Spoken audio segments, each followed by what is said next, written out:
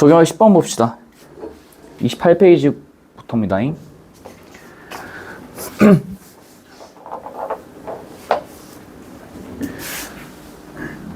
네, 슬슬 다가오고 있어? 기대해, 얘들아. 9월 모의고사 보고서 이제 나가실 분들 나가시겠죠, 뭐. 난 알고 있다니까. 이 소설의 끝을. 끝을 정확히는. 전 너희들의 입시 생활의 끝을 전 알고 있어요. 9월 모의고사 되면 여기서 반 이상이 나갈 거야. 킹텍과 갓중이라는 도피성 멘트와 함께 영어와 탐구만 하겠습니다. 이제 수학도 드랍하겠죠, 뭐. 수학은 더더욱 가성비가 안 나오는, 계성비, 니들이 좋아하는 계성비가 안 나오는 과목이니까. 국어, 수학 드랍하고 영어 탐구만 하겠습니다. 이러신 분들도 있을 거고요. 전 알아요. 뻔해, 안 봐도. 바트? 그간의 역사를 되짚어 봤을 때 역사는 구라를 치지 않거든. 선택과 킹텍이라 해야 돼. 이제부터 선택과 집중이라는 말을 쓰면 안 돼요. 킹텍과 갓중이라는 단어를 쓰고서 입시에 임하신 분들 치고 성공한 사람 진짜 단 한 번도 본 적이 없어. 단 한 번도. 뭐 언제까지 선택과 집중을 할 건데, 씨. 그래, 수학을 도중에 드랍한 것까지는 인정. 왜 인정할 수 있어? 왜? 수학은 진짜 도저히 안 되는 사람도 있거든.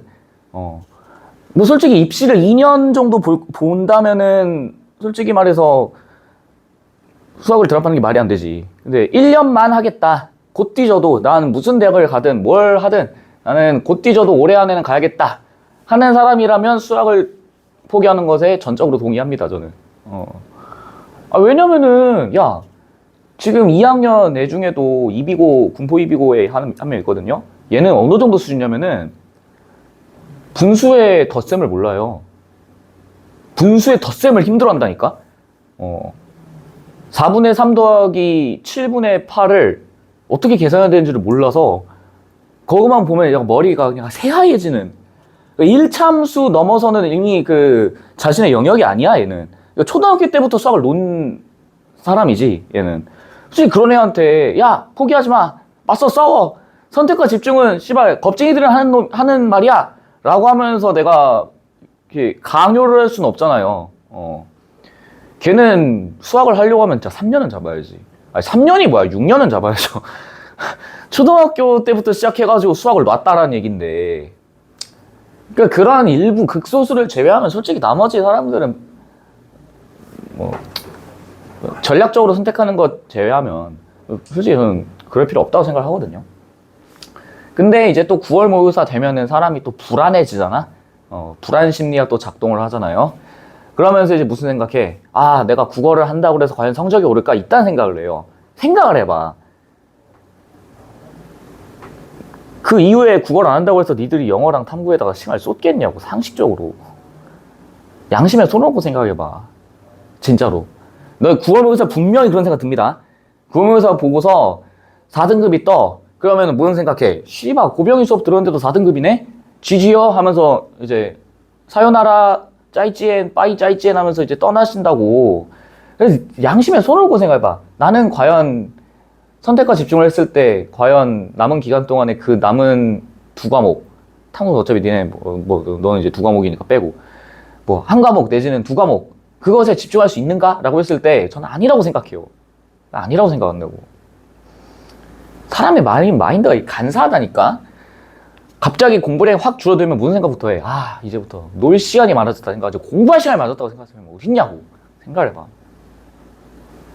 그럴 거면은 그냥 뭐 한다고 12월부터 공부를 해. 그냥 6월부터 하지. 7월부터 하든가. 뭐 시간 깎여, 왜 그래요?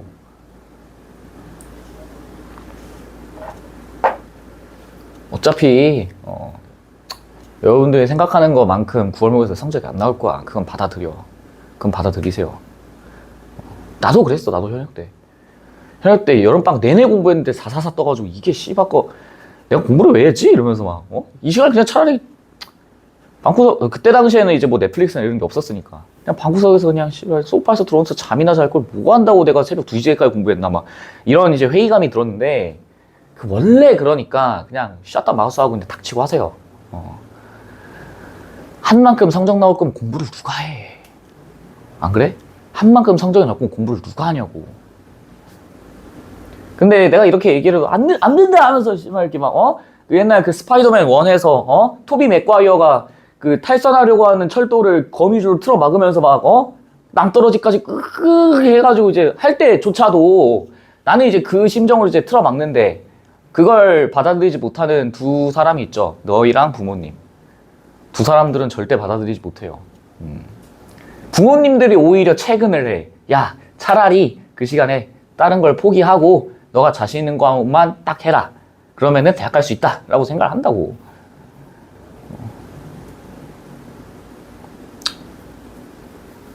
아니야, 그렇지 않아. 그렇지 않아. 나는 내가 너희들은 설득할 수 있어. 근데 부모님들은 설득이 안 돼요. 부모님들은 설득이 안 돼. 왜? 초조하시거든. 왜냐면은 엄밀히 말하면 학부모님들은 당사자분들이 아니잖아. 그쵸? 당사자분들도 아닐 뿐더러 너희들이 어떤 상황에 놓여 있는지 그냥 약간 먼 발치에서만 지켜보실 뿐이지 책을 펴준다고 한들 특히 우리 책 딱 열었어. 아무것도 표시가 안 돼 있어. 아니 이게 뭐야? 동아시아사 시행을 봤는데 아무것도 안 돼 있어. 너 이 새끼 가서 공부를 하는 거야 마는 거야. 학원에서 수업을 하는 거니? 막 오만 얘기 다 나온다고. 물론 뭐 문학이나 독서는 뭐 니들이 필기 안 한 거지 뭐 나한테 탓할 수는 없는 거고. 맞잖아요. 제발 포기만 하지 마요. 포기만 하지 마. 몇 년 전이었지? 3년 전쯤에 이제 우리나라를 강타했던, 내가 이제 롤충이니까 그때 이제 22년 월즈 끝날 때쯤 이제 중요한 거 꺾이지 않는 마음에서 이제 데프트 선수의 명언이 또 이제 회자가 됐잖아요. 다소 이제 그 기자분의 멋들어진 이 번역이 있었지만, 그 있잖아. 그 농구 명언 중에서도 농구는 신장이 아닌 심장으로 하는 거다. 그것도 얼마나 기깔차게 번역을 했는데 우리나라 초월 번역을 했잖아요.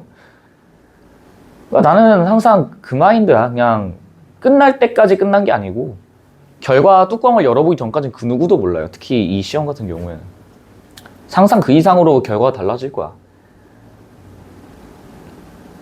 그래서 9월 모의고사 1등급이었던 그 모집단이 수능 때 가가지고 거의 60% 이상이 바뀌어요. 과장하면 좀 70%, 80%까지도 뒤집혀. 그러니까 9월에 1등급 나왔던 애들이 수능 때 1등급 못 받는다고. 이거 팩트라고. 이거 난 주변에서 되게 많이 봤어. 9월 모의고사 때 막 1등급 나와가지고 최소 중앙대, 스나이핑 잘하면은 연고대까지 갈 수 있다. 막 이런 이제 애들도 있었는데 걔 중에 절반 이상은 다 떨어져 나갔다고. 우리 학교 심화반, 전교 10등까지만 모았던 그 심화반 애들. 그때 당시 기준으로 1등부터 2등은 서울대 지리교육과, 그 다음에 서울대 물리교육과 뭐 이런 거 쓸 수 있었고, 그 밑으로는 이제 다 인서울, 니들이 생각하는 뭐 인서울 중에서도 상위권, 연고, 서성한 뭐 이런 데 있잖아요. 그런데 다 쓸 수 있었어. 근데 구모 때 1등급, 올해 1등급 나와서 됐다. 자, 이제 들어가자 하면서 이제 했는데 씨발 수능 때 그냥 개박살 나가지고 다 재수했다니까요. 다 재수했다니까. 근데 내가 또 이런 말 하면 선생님 그럼 4등급이 1등급이 된 경우도 있나요? 저요. 나. It's me. 그러니까 내가 이 자리에 있지. 안 그래? 근데 나 같은 사람은 드물어. 난 예외야. 항상 밑줄을 쳐줘. 알았지? 근데 니들이 좋아하는 건 그거잖아. 다이나믹한 성적 향상. 딱 저지차를 보니까 갑자기 수능날에 대박이 났다더라. 카더라. 선생님 저도 기적의 주인공이 될 수 있나요? 나 솔직히 말할게. 난 이건 티발 씌고 나발이고 떠나서 그냥 강사로서 얘기한다. 지금 이 교실 내에서는 그렇게 될 사람 없어요. 냉정하게 얘기할게. 없어. 나 니들 하루 이틀 보니? 원투데이 봐요? 12월 말부터 시작해가지고 지금 8월 중순까지 니들 하루 이틀 봤냐고. 지나다니면서 니들 공부하는 걸 내가 하루 이틀 봐? 안 돼, 지금은. 물론 뭐 걔 중에 9월 모의고사 때 갑자기 막 대가리가 갑자기 막 각성이 돼가지고 막 선생님 저는 이제 죽어라 공부하겠습니다 하면서 막 커피 원두를 생짜로 씹어 먹고 막 샤프 들고 와가지고 막 허벅지에다가 내라 하면서 막 찍어가지고 막 허벅지에서 막 피가 솟구쳐 오를 정도로 공부를 한다. 뭐 그러면 어떻게 될지 모르지. 그럼 진짜 또 어떻게 될지 모르죠. 근데 그럴 사람 없잖아. 야, 까놓고 얘기해가지고 내가 12월 말에도 그때 니들 첫 시간에 내가 얘기했어. 수능 준비하는 1년 동안에 핸드폰 다 반납하라고 할 수 있냐라고 했을 때 아무도 안 한다고 그랬잖아요. 못 한다고 그랬잖아. 그것만큼 아니래 옵니다, 선생님. 근데 지금 80 며칠 남았는데 핸드폰 반납하라면 할 수 있나? 지금 80 며칠 남았잖아요. 80 며칠만 핸드폰 반납하고 공부하라고 하면 할 수 있냐고. 또 이제 핑계거리 나온다. 뭐 이거 해야 됩니다. 저거 해야 됩니다. 이거 해야 됩니다. 저거 합니다. 이제 뭐 핑계거리 존나 가져와가지고 자기 방어 고슴도치 마냥 존나게 해가지고 이제 막 그럴 거라는 게 나는 안 봐도 비디오, 안 물어봐도 알아. 절대 반납 안 할 거라는 거. 없어요. 지금 현재까지로만 놓고 봤을 때 앞으로 상황 모르겠고 지금까지로만 놓고 봤을 때 뭐 4등급에서 2등급, 뭐 5등급에서 2등급 올라갈 수 있는 사람은 지금 여기는 없다고. 현실은 얘기해야지. 그러면은 공부를 하지 말까요? 씨발.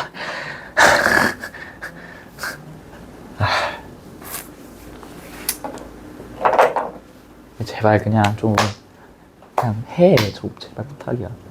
나 진짜 여기 와가지고 국어책 펴놓고 있는 새끼들을 내가 본 적이 없어. 본 적이. 복습 강의 저 이번에 다 올렸거든요? 보셨나요? 안 봤지? 그래, 난 그럴 거라 알고 있어. 조회수가 다 없음이야. 시청 기록 다 떠요, 여러분들. 유튜브 스튜디오 들어가면은 몇 명 눌러봤고 유입 경로 뭐고. 근데 나 어차피 일부 공개를 올렸기 때문에 링크 있는 니들밖에 못 보거든. 다 올려놔. 지속 시청 시간까지 다 떠요. 안 봐. 안 본다고. 미쳐버리는 거지 뭐. 그런데 뭐 내가 더 뭐 이상 어떻게 해줘? 뭐 단톡방을 만들어가지고 내가 무슨 아침 얼리버드 문자라도 쏴줄까? 그걸 바래? 남은 80일 동안에 자 학생 여러분들 하면서 이제 막 명언 한 줄씩 해가지고 오늘 하루도 화이팅 하십시오 하면서 이모티콘 보내주고 막 그러길 원해요? 어느 순간에 나 차단당할 것 같은데. 아 또 스팸이네 하면서 약간 차단 눌러버릴 것 같은데. 원하지 않잖아 얘들도 그거는. 단톡만 만들어도 이제 다 나가기 누르고 일 안 없어져 있고 막 그럴 거라는 건 난 너무 잘 알거든. 무슨 의미가 있는데 그게. 그러니까 제발 주어진 지금 이 시간을 좀 귀하게 여겨보세요. 내가 9월 모의고사 끝나고서 정말 이젠 끝났다라고 생각이 들었을 때도 진짜 그냥 닥치고 했거든요. 그냥 진짜 닥치고 했어. 오를까 말까라는 고민을 해본 적이 없어요. 오르겠지라는 마인드였어. 오르겠지라는 마인드로 했어요. 근데 지금 이 중에서 그런 사람 있니? 오르겠지라는 생각보다도 그냥 하라니까 하는 거지라는 생각이 더 강하지 않아? 남들이 하라니까 그냥 하는 거지. 선생님이 하라니까 하는 거지. 뭐 이런 거잖아, 거의.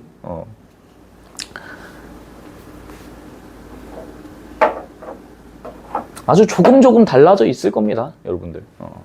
그걸 좀 신경 쓰시면서 나는 전에도 얘기했지만은 너희들이 수능 끝났을 때 얻어야 되는 마음가짐 딱 하나야. 정말 인생 쉽지 않구나. 두 번째, 그래도 이걸 통해서 그래도 내가 뭔가 좀 얻은 게 있구나. 뭔가 뭐 재능의 한계를 느낄 수도 있고 시간의 한계를 느낄 수도 있고 하지만은 뭔가 얻어가시는 게 있었으면 좋겠어요. 그냥 난 딱 그것만 원해. 그리고 대학교 때 가서 이제 정말 대학교 수업 듣는 게 정말 쉬운 일이 아니구나. 답답할걸? 처음에 가면은 대학 교수님들 랩하는 거 들어봐. PPT를 뭘 띄워? PPT를 띄우기는 그분들 만든 지 10년 된 그 PPT 띄워놓고서 수업해. 전공 교수님들. 이제 1학년들 이제 전공 필수 과목 같은 거 여러분들 들어가시면 알겠지만은 대부분 다 PPT를 써요. 근데 PPT를 쓰는데 이게 설명을 위한 PPT가 아니라는 건 여러분들 잘 아실 거야. 그냥 교재를 그대로 타이핑, 그냥 이제 대학, 옛날 한 10몇 년 전 이제 조교들한테 야, 타이핑 해와 해가지고 타이핑해가지고 해가지고 띄워놓고 그냥 자, 공대 교수님들 씨발 수식 그냥 대충 막 써가지고, 자, 되셨죠? 자, 책 봅시다. 과제, 자, 과제 내드리겠습니다. 자, 연습 문제 어디서부터 여기까지 풀어오세요.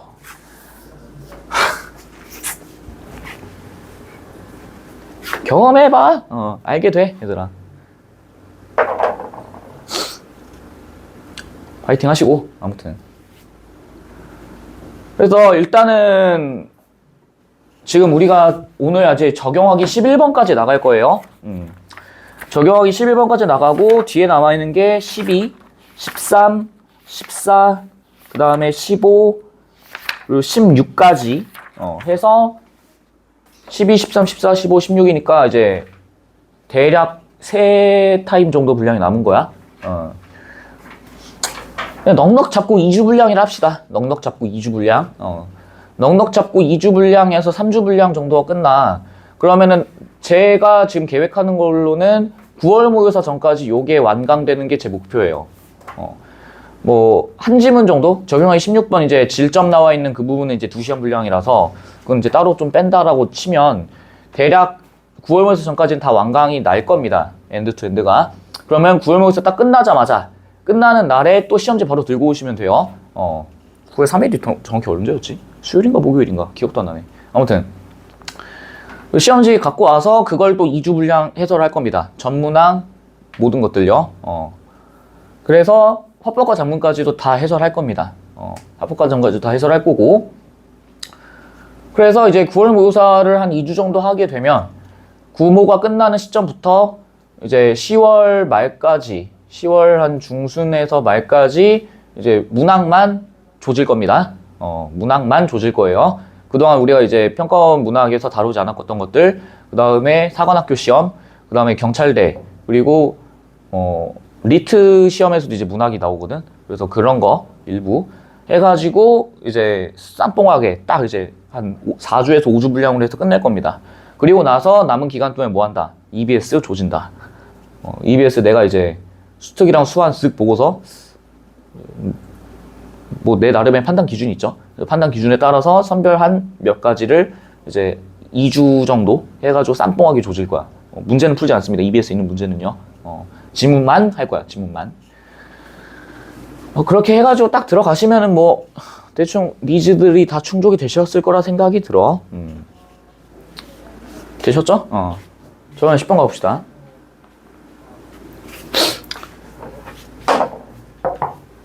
가보시죠. 법령의 조문은 이라고 나와 있어. 법령의 조문이에요. 조문하다 할 땐 아는데 이게 뭐죠? 이런 생각 아마 드실 거야. 이거 줄여서 뭐라 부르니? 세 글자로 뭐라 줄여서 얘기할까? 법조문, 그쵸? 여기까지는 되셨고. 그럼 법조문은요, 대개 A에 해당하면 B를 해야 한다처럼 요건과 효과로 구성된 조건문으로 구성되어 있대. 요건이 뭔데? 이거 개 많이 했어. 이거 진짜 무진장 많이 했어요. 뭐예요? 요구 조건, 그 다음에 효과로 구성되어 있다라고 나와 있지. 그럼 잘 봐. A에 해당하면이 뭐겠어? 요건일 거고, B를 해야 한다가 뭐겠어요? 효과입니다. 이렇게 읽어주시면 되겠지? 맞아? 그런 요건과 효과로 구성된 조건문으로 구성되어 있대. 조건문의 뜻이 뭔데? 어떤 조건이 있을 때 뭘 해야 된다 이런 것들이지. if문 같은 것들이겠죠. 그렇게 규정됩니다. 하지만 그 요건이나 효과가 항상 일의 적은 것은 아니야. 잘 봐. 각주도 없어요. 각주 없어. 일의적이라는 말의 뜻을 여러분들이 모른다라고 생각을 했을 때 단어가 좀 되시는 분들이라면은 바로 감이 좀 오실 수 있어. 너네가 아는 일은 뭐밖에 없어요? 한 일 하나밖에 없죠. 의는 뭔데? 뜻. 그럼 무슨 뜻이야? 한 가지의 뜻이다. 이런 얘기겠지? 근데 제가 적은 얘기했었죠. 무슨 성격을 띠는, 무엇의 성격을 띠는 이라고 얘기했었지? 그럼 한 가지의 뜻을 성격을 띠는 것은 아니야. 그 말이 무슨 얘기인데? 요건을 하면 어떤 효과가 발생한다라는 식으로 원 패턴으로 구성되는 게 아닙니다. 이렇게 읽어주시면 되겠지. 근데 안타깝게도 너네들의 어휘력이 빈곤하다는 건 너무나도 잘 알고 있기 때문에 모른다라고 생각해볼게요. 모른다라고 생각해볼게. 선생님, 일의적이 뭐죠? 현장, 이거 수능 문제거든. 23학년도 수능이거든요. 일의적 이런 거 모른다라고 가정하고 해보자. 뒤에 봐. 법조문에는 이게 뭐겠어? 법령의 조문. 구체적 상황을 고려해야 그 상황에 맞는 진정한 의미가 파악되는 불확정 개념이 사용될 수 있기 때문이래. 이 말이 무슨 얘긴데요? 구체적 상황을 고려해야 되는데, 맥락을 고려해봐야 되는데, 그래야 그 상황에 걸맞는, 알맞는 진정한 의미가 파악된대. 그럼 이 말은 무슨 얘긴데? A에 해당하면 B를 해야 된다라고 하는 게 모든 일들이 A에 전부 다 해당하지도 않을 수 있겠지. 맞아. 그랬을 경우에는 B를 해야 된다라고 하는 이 효과가 반드시 우리가 알고 있는 대로 수학 잘 못하지만은 1대1 함수라는 말 들어본 적 있죠? 1대1 함수. x를 집어넣을 때 y가 나오고 뭐 x2를 집어넣을 때 y2가 나오고 이런 것들. 1대1 함수가 아닙니다. 지금 이런 얘기잖아. 그래서 여기 뭐라 나와 있어? 불확정 개념이라고 나와 있지. 무슨 얘긴데? 확정이 되지 않는 개념입니다. 이런 얘기지. 맞아? 그럼 이걸 통해서 우리가 일의적이라는 말을 뭐 해야 돼? 유추를 해봐야겠죠. 맞아? 그러니까 확정되지 않는다라는 얘기는, 즉 반대로 여기면 일의적이라는 얘기는 무슨 얘기야? 뭐와 똑같은 얘기예요? 확정과 동일한 의미다 이런 얘기겠지. 이해돼? 반드시 확정된다라는 게 일의적이라면은 불확정의 얘기는 일의적이지 않습니다. 이렇게 읽어주시면 된다고. 이해돼? 개인 간의 법률 관계를 규율하는 민법에서 이제 익숙하죠? 불확정 개념이 사용된 예예요. 예시 나와 있네. 손해배상 예정액이 부당히 과다한 경우에는 법원은 적당히 감액할 수 있다. 잘 봐. 손해배상 예정액, 축자의미 동원에 뭐예요? 손해를 배상하는 예정되는 액수. 맞아? 그게 부당하게 과다한 경우에는 법원은 적당히 감액, 무슨 얘기인데? 액수를 뭐 해줄 수 있다? 감소시켜줄 수 있다 이런 얘기지. 깎아줄 수 있다 이런 얘기죠. 그런 조문을 들 수가 있어요. 이때 법원은 요건과 효과를 뭐라 나와 있어? 재량으로 판단할 수 있습니다. 잘 보세요. 재량으로 판단한다는 얘기에서 재량이 무슨 얘기야? 재량이 뭐예요? 너네 어렸을 때 창의적 재량 활동 이런 거 들어본 적 있지? 재량이 뭐야? 스스로 알아서라는 얘기지. 맞아? 정해진 어떤 커리큘럼이나 교육과정이 있는 게 아니고 본인들이 알아서 스스로 자기네들이 동아리를 만들든 아니면은 무슨 뭐 클럽 활동을 만들든 해서 자기네들이 스스로 한다는 얘기잖아.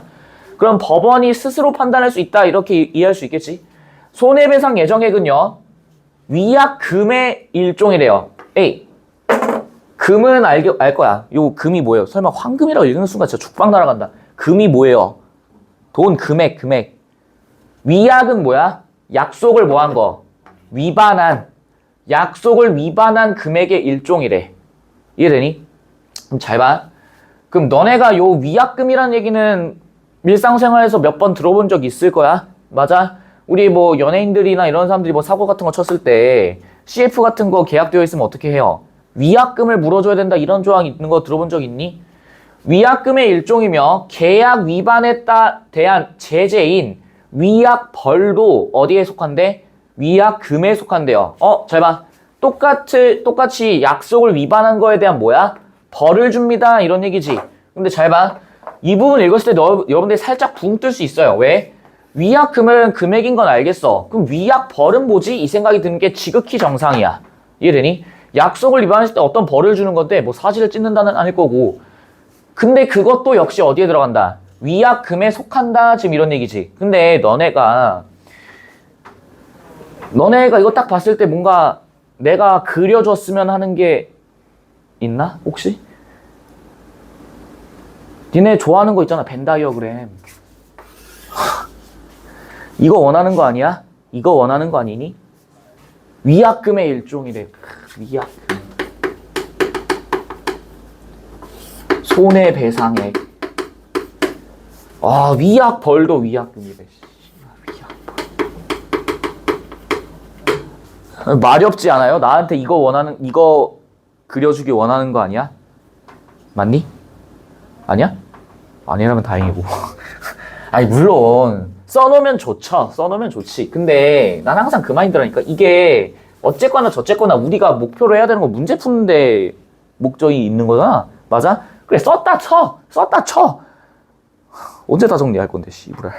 시간 없다고 징징댈 텐데. 언제 쓸 건데? 쓰지 마. 머리로 그려. 그 정도 할 수 있잖아. 봐봐. 계약 위반에 대한 제재인 위약벌도 위약금에 속혀요. 근데 나는 요 부분에다가 좀 체크를 해놓으려고. 제재. 들어보셨죠? 너네 어렸을 때나 아니면 고등학교 때 학교에서 맨날 주제, 제재, 표현상의 특징 정리해주는 거 되게 여러분들 좋아하잖아. 스모키하고 약간 기모찌 하잖아요. 어? 근데 그 제재 말고 이건 뭐야? 대북 제재 이런 얘기 들어본 적 있지? 니들이 아무리 신문기사를 안 읽고 니들이 아무리 뉴스를 안 읽어도 대북 제재, 제재를 가하다 이런 얘기는 들어본 적 있지? 뭐야? 제재의 의미가 뭐예요? 하지 못하도록 하는 걸 제재한다라고 얘기하지? 맞아? 그럼 봐봐. 앞에서 얘기했던 위약금은 돈으로서 약속을 위반한 거에 대해서 물어내는 거야. 얘는 뭐야? 하지 못하도록 막는 거야. 그걸 뭐라 부른다? 벌을 준다라고 얘기하는 건데 그것도 역시 어디에 속한다는 얘기예요? 위약금에 속한다는 얘기지. 그럼 너네가 이거 말을 만들어봐. 이 사람이 뭔가를 하지 못하도록 벌을 주는 것 역시도 무엇으로서 대체할 수 있다는 얘기야? 금액을 요구하는 것으로서도 그걸 뭐 할 수 있다는 얘기야? 받아낼 수 있습니다. 이런 얘기지. 가능해? 위약금의 성격이 둘 중에 무엇인지 증명되지 못하면 손해배상 예정액으로 이루어집니다. 잘 보세요. 둘 중에 성격이 무엇인지 증명되지 못하면 손해배상 예정액으로 다루어진대. 즉 위약금인지 아니면 이 위약금이 무엇인지 손해배상 예정액인지 혹은 위약벌인지 증명되지 못하면 그냥 뭘로 퉁친다. 손해배상 예정액으로 퉁칩니다. 지금 이런 얘기지. 맞아? 헤이. 손해배상이 뭐였는데? 우리 옛날에 이제 시즌 1 할 때 아마 내가 얘기했었을 거야. 그림을 판매해야 되는 사람이 있고 그림을 구매해야 되는 사람이 있어. 근데 구매해야 되는 사람이 제때 돈을 안 줬어. 그걸로 인해서 파는 사람한테 뭐가 발생해? 손해가 발생했을 때 뭘 부과한다? 손해배상액을 부과한다라고 했던 거 기억나? 맞아?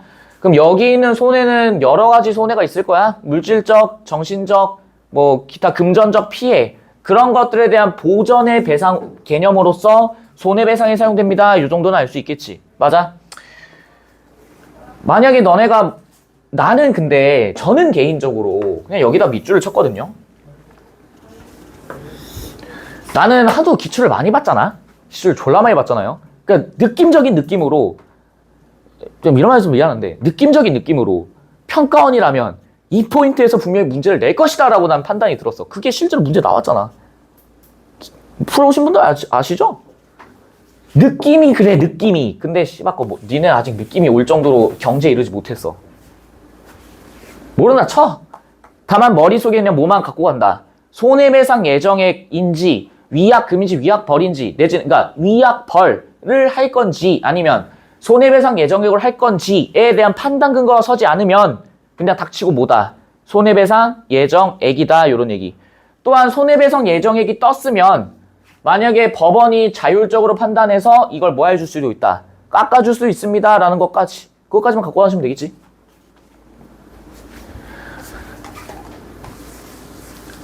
채무자의 잘못으로 여기 있는 이제 채무는 뭐예요?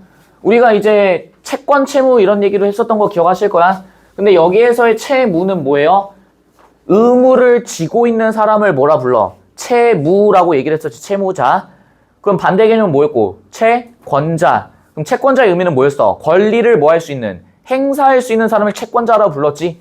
이게 만약에 경제로 들어오게 돼서 돈을 빌리고 갚는 관계로 들어오게 되면 뭘로 바뀌는 거야? 말 그대로 채무자와 채권자, 돈을 빌린 사람과 돈을 돈을 빌려준 사람으로 되는 거겠죠. 채무자의 잘못으로 계약 내용이 실현되지 못해서 계약의 위반이 발생합니다. 잘 봐. 이 부분 신중하게 잘 보세요. 뭐가 위반됐대? 계약이 위반됐어. 계약이 뭐였어? 제가 이것도 그때 얘기했었어요. 계약이 뭐예요? 법률로서 강제되는 두 주체 간의 합의다라고 얘기했던 거 기억나? 그래서 위반하면은 문제가 발생한다. 어떤 문제? 법률상의 문제. 그래서 무슨 처벌을 받아? 법적 처벌을 받습니다 했던 거 기억나시지? 이로 인해 손해를 입은 채권자가 손해 액수를 증명해야 그 액수만큼 손해배상금을 받을 수 있어요. 당연하지. 야, 증명도 안 하고 달라라고 하면 누가 그걸 알아주는데. 맞아. 증명을 해야 돼. 그러나 손해배상 예정액이 정해져 있었다면 채권자는 손해액수를 증명하지 않아도 손해배상 예정액만큼 손해배상을 받을 수 있어요. 잘 봐. 이거를 그냥 줄줄줄 읽고 정보 처리하지 말고 너네가 익숙한 위약금이나 위약벌 같은 경우에 계약 내용을 한번 생각해봐. 만약에 지금 뭐 연예인 A씨와 그 다음에 뭐 어디 뭐 기업 B가 서로 계약을 체결했어. 근데 거기 이제 계약서 내용들이 막 적혀져 있겠죠? 근데 그 과정에서 사회적 무리를 일으켰을 경우에 위약금을 물어낸다라고 하는 조항이 들어가 있다고 쳐봐. 그러면 만약에 거기는 연인이 사고를 치게 되면 어떻게 되는 거야? 계약을 뭐 한 게 된 거예요? 위반하게 된 거지? 그럼 당연히 뭐 해줘야 돼? 배상해줘야 돼. 근데 만약에 거기에 뭐가 적혀져 있다면, 손해배상 예정액이 정해져 있고 적혀져 있다면 증명하지 않아도 뭐 할 수 있다는 얘기야? 받을 수 있습니다. 이런 얘기지. 맞아. 이때 손해 액수가 얼마로 증명되든 손해배상 예정액보다 더 받을 수는 없어요. 왜? 왜 그럴까? 왜 그럴까? 이 정해졌다라는 얘기는 잘 보세요. 계약이기 때문에 무엇으로서 보호받겠어? 무엇으로 규정되어 있는 거야? 법으로서 뭐 돼 있는 거예요? 규정되어 있습니다. 이 얘기지 지금.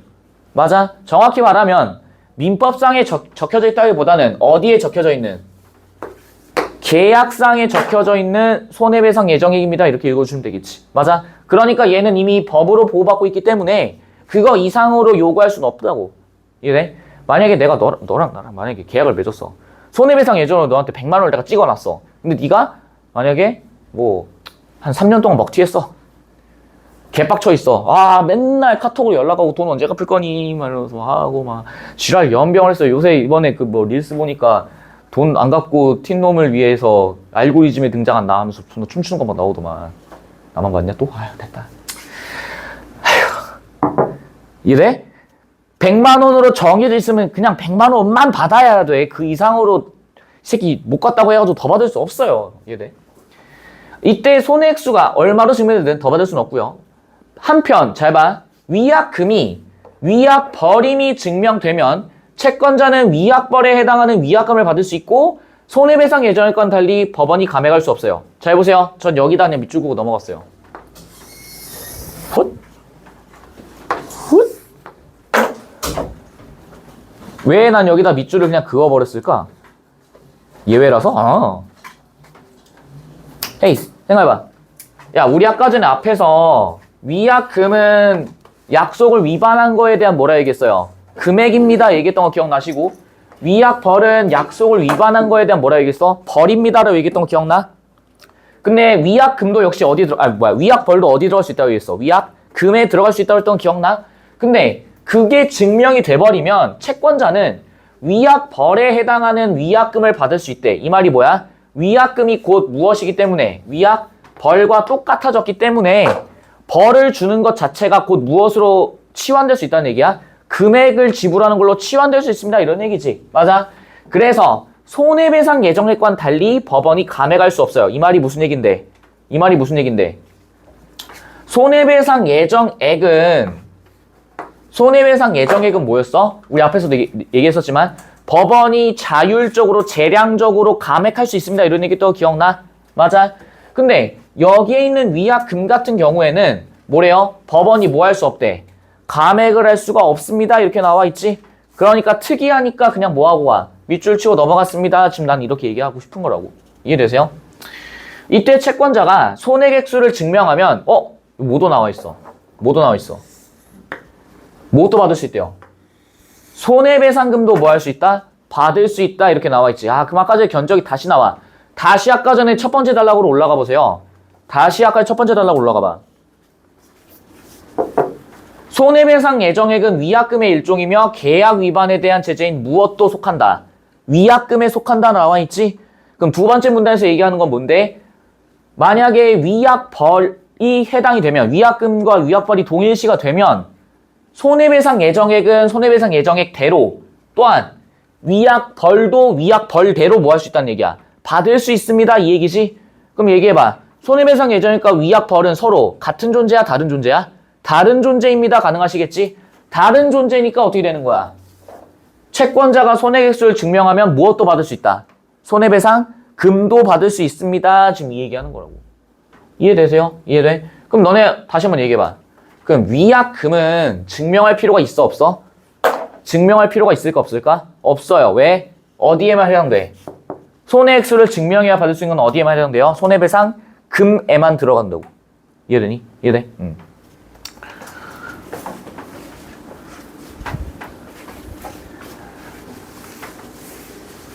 불확정 개념은요, 행정법령에도 들어갑니다. 제가 이거 지난 시간에도 얘기했었어. 다시 한번 보여준다. 우리 고등국어 베이스캠프 적용하기 10번에 들어가 있어요. 확인해. 국가 및 지방자치와 단체와 같은 행정주체가 행정목적을 실현하기 위해 국민의 권리를 제한한다. 행정규제라고 얘기하고, 대통령을 수반으로 하는 행정부나 지방자치단체와 같은 행정기관이 제정한 법령인 뭐? 행정, 입법이라고 나와 있지. 행정법령. 이해되세요? 그러니까 너네가 기출문제를 푸는 이유는요, 단순히 문제 맞고 틀리고가 아니야. 평가원에서 제시하고 있는 지문에서 나왔던 배경 지식, 그리고 그 평가원에서 얘기하고 있는 논리의 구조가 너희들한테 그냥 익숙해질 정도로 계속 반복돼야 되는 거야. 지금 여기서 기출문제 푸시는 분들 없죠? 있다 손. 없잖아. 없잖아요. 됐어요. 언제까지 뭐 알아서 해. 화이팅. 행정법령은 행정청이 구체적 사실에 대해 행하는 법집행인 행정작용을 규율합니다. 그럼 견적 나왔네. 뭐 국회를 제외한 대통령, 그 다음에 지방자치단체, 지자체 등들이 행하는 법집행인 행정작용을 규율한대.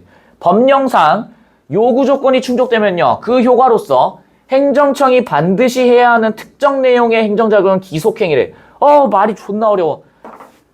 읽어봐. 법령상 요구조건이 충족이 돼요.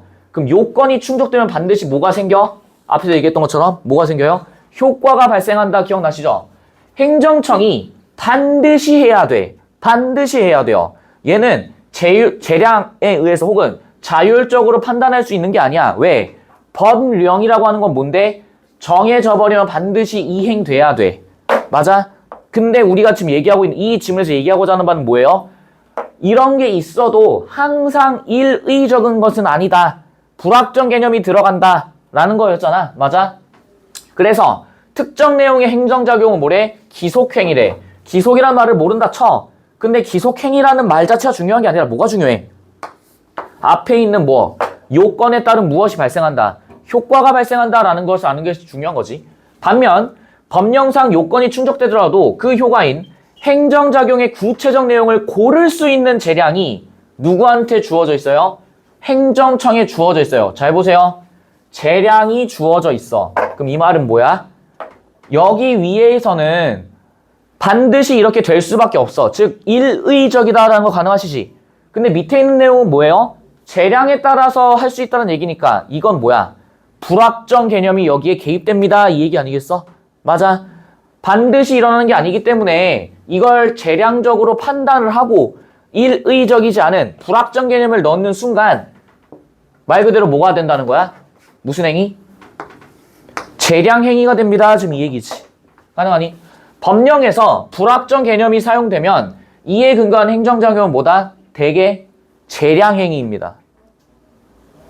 문제 없죠? 이거 정보가 아니야.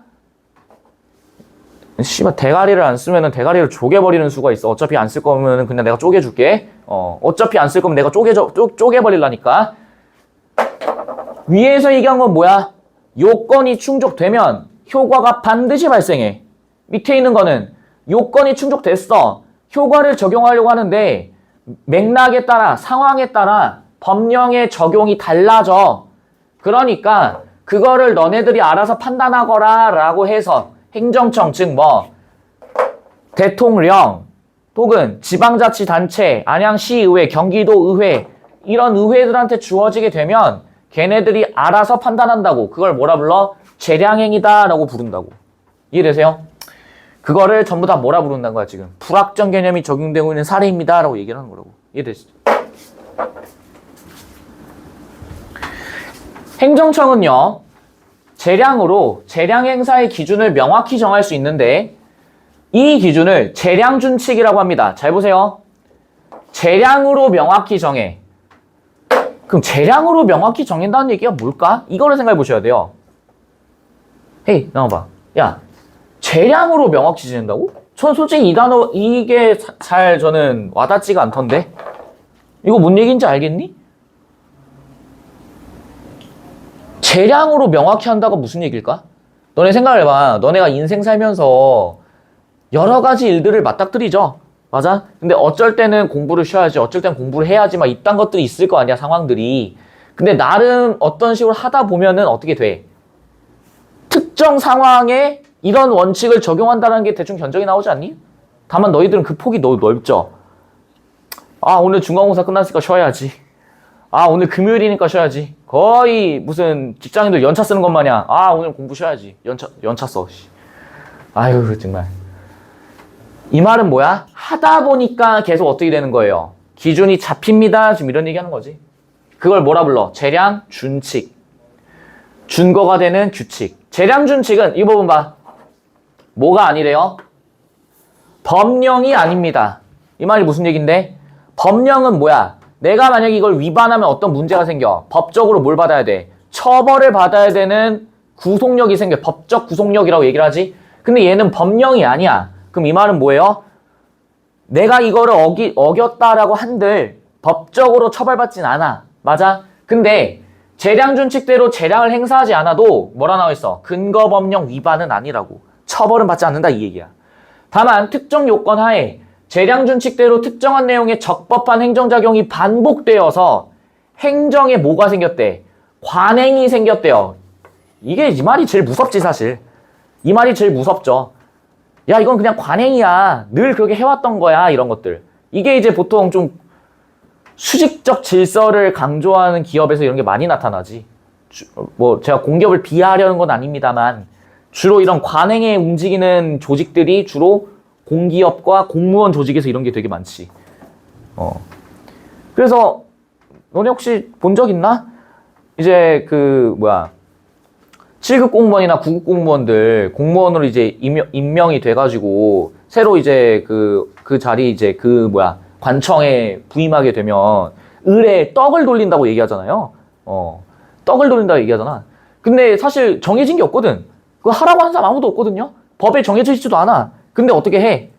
들어와서 그냥 관행이니까 해라! 지금 이렇게 되는 거지. 맞아? 근데 그거는 이제 개개인 간의 문제고. 지금 여기서 하는 행정관행은 뭐야? 행정이라며. 우리 지난 시간에 얘기했다. 행정 뭐야? 정치적으로 뭔가를 행하는. 맞아? 국민이나 내지는 시민들에 대해서 정치를 행하고 효과를 적용시키는 과정에서 발생하는 모든 것들을 뭐라 불러? 행정이라고 부른다고. 이해돼? 그런 행정 관행이 생긴 후에는 같은 요건이 충족되면 행정청은 동일한 내용의 행정작용을 해야만 돼. 왜? 관행이거든. 이건 반복이 되는 거거든요. 이해되세요? 왜 그럼 그렇게 하는 걸까? 잘 봐. 왜 그렇게 하는 건데? 뒤에 읽기 전에 한번 생각해봐. 왜 이렇게 하는 건데? 비슷한 조건, 같은 조건으로 이러한 일들이 발생했어. 그랬을 때 이런 어떤 재량 준칙을 적용했다고. 이렇게 하는 이유가 뭐야? 효율적으로 일을 뭐하기 위함이에요? 처리하기 위함이지. 맞아?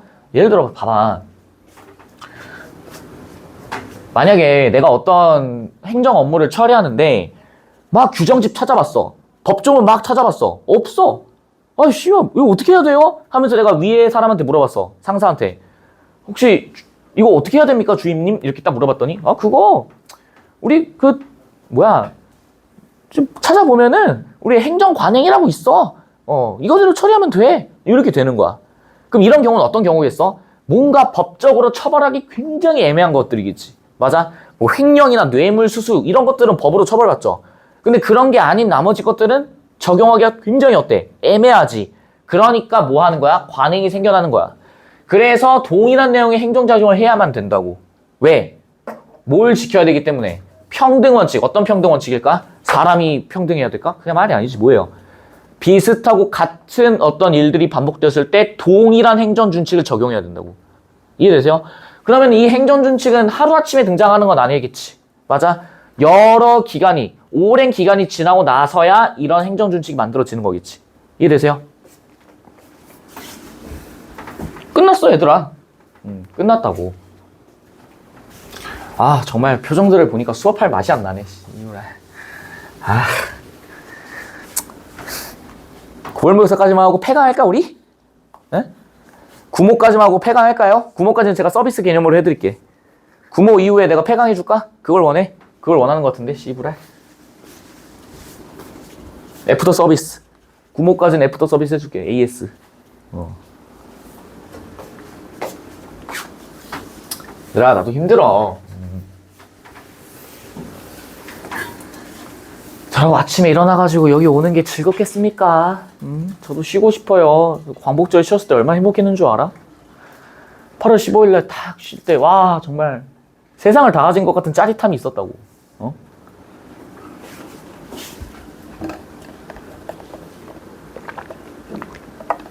하루 종일 집에 누워있는데 뭘 해야 될지를 모르겠더라. 너무 오랜만에 휴식을 가져가지고 뭘 해야 될지를 모르겠더라. 난 8월 15일이 금요일인지도 몰랐거든? 솔직히 말하면은. 몰랐어. 이틀인가 하루 전에 알았어요. 어? 뭐야, 금요일이었어? 이러면서 깜짝 놀랐어.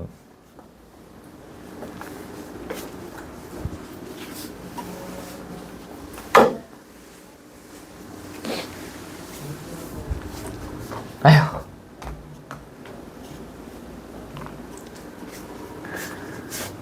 빨리 대학이나 정하시고 빨리 원서 쓰고 빨리 땡 쳐, 얘들아. 빨리. 알았지?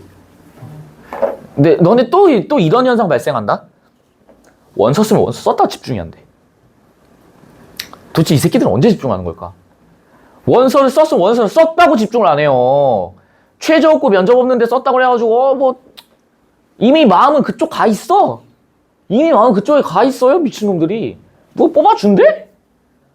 도라이들인가? 왜 그러지? 원서를 쓰면 썼다고 집중이 안 돼. 9월 모의고사 되면 9월 모의고사 보고 나가지고 멘탈 또 깨져가지고 몰라요 막 이러고 있고 막 펜이 안 잡혀, 펜이. 시험 모의고사 좀 다가오면 이제 수능 30일도 안 남았어 이러면서 막 발악을 하고 막 핑계는 많아, 핑계. 그러니까 그때쯤 돼서 애들이 미치기 시작한다니까. 그게 작년 애들이 티니핑에 미쳐가지고 갑자기 막 하추핑 어쩌고저쩌고 티니핑 어쩌고저쩌고 자빠졌고 무슨 핑 이러고 자빠졌다니까. 갑자기 막 사랑의 하추핑 OST를 틀어놓고 노래를 부르지 않나. 하필이면 교무실 옆 강의실에서 그 예명을 하고 있어요, 진짜. 와, 조사버리려다가 내가 진짜 가가지고 내가 진짜 꾸짖을 할 수는 없고. 재밌냐? 뭐하냐? 아주 그냥 수능 다 끝난 줄 알겠어? 이러니까 아니요. 그럼 아가리 여물고 공부나, 이 개새끼들아. 남자들밖에 없었거든. 아가리 여물고 공부해, 이 새끼야. 이러면서 막 털어놓네. 정말 씨. 짜증나 진짜. 짜증나. 야. 미쳐버릴 것 같아요, 정말. 왜 그러는 거야, 애들? 납득이 안 가, 납득이.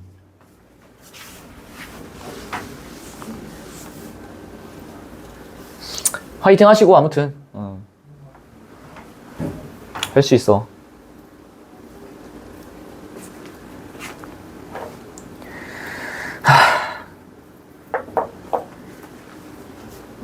막막하다. 니네 이제 10월 되면은, 나 벌써 막 머리 아파. 추석 연휴 끝나고서, 설마 추석 연휴 때 진짜 연휴를 즐기러 가는 건 아니겠지? 10월 4일부터 10월 9일까지인데 설마 그 기간에 연휴를 쌈뽕하게 즐기고 올진 않겠죠? 부모님 어디 해외에 가신다고 니들도 같이 해외 가가지고 여권 들고 와가지고 국제선 타고 오는 건 아니겠지? 죽여버릴 거야, 그러면 진짜로. 애들이 꼭 그런 연휴 기간 지나고 나가지고 바로 끝나고 나서 이제 동아시아 같은 거 하잖아. 애들 대가리가 포맷이 돼 있어요. 정말 귀신같이 포맷돼 있어. 아무도 공부를 안 해. 울고 싶다 진짜. 오열하고 싶다, 오열.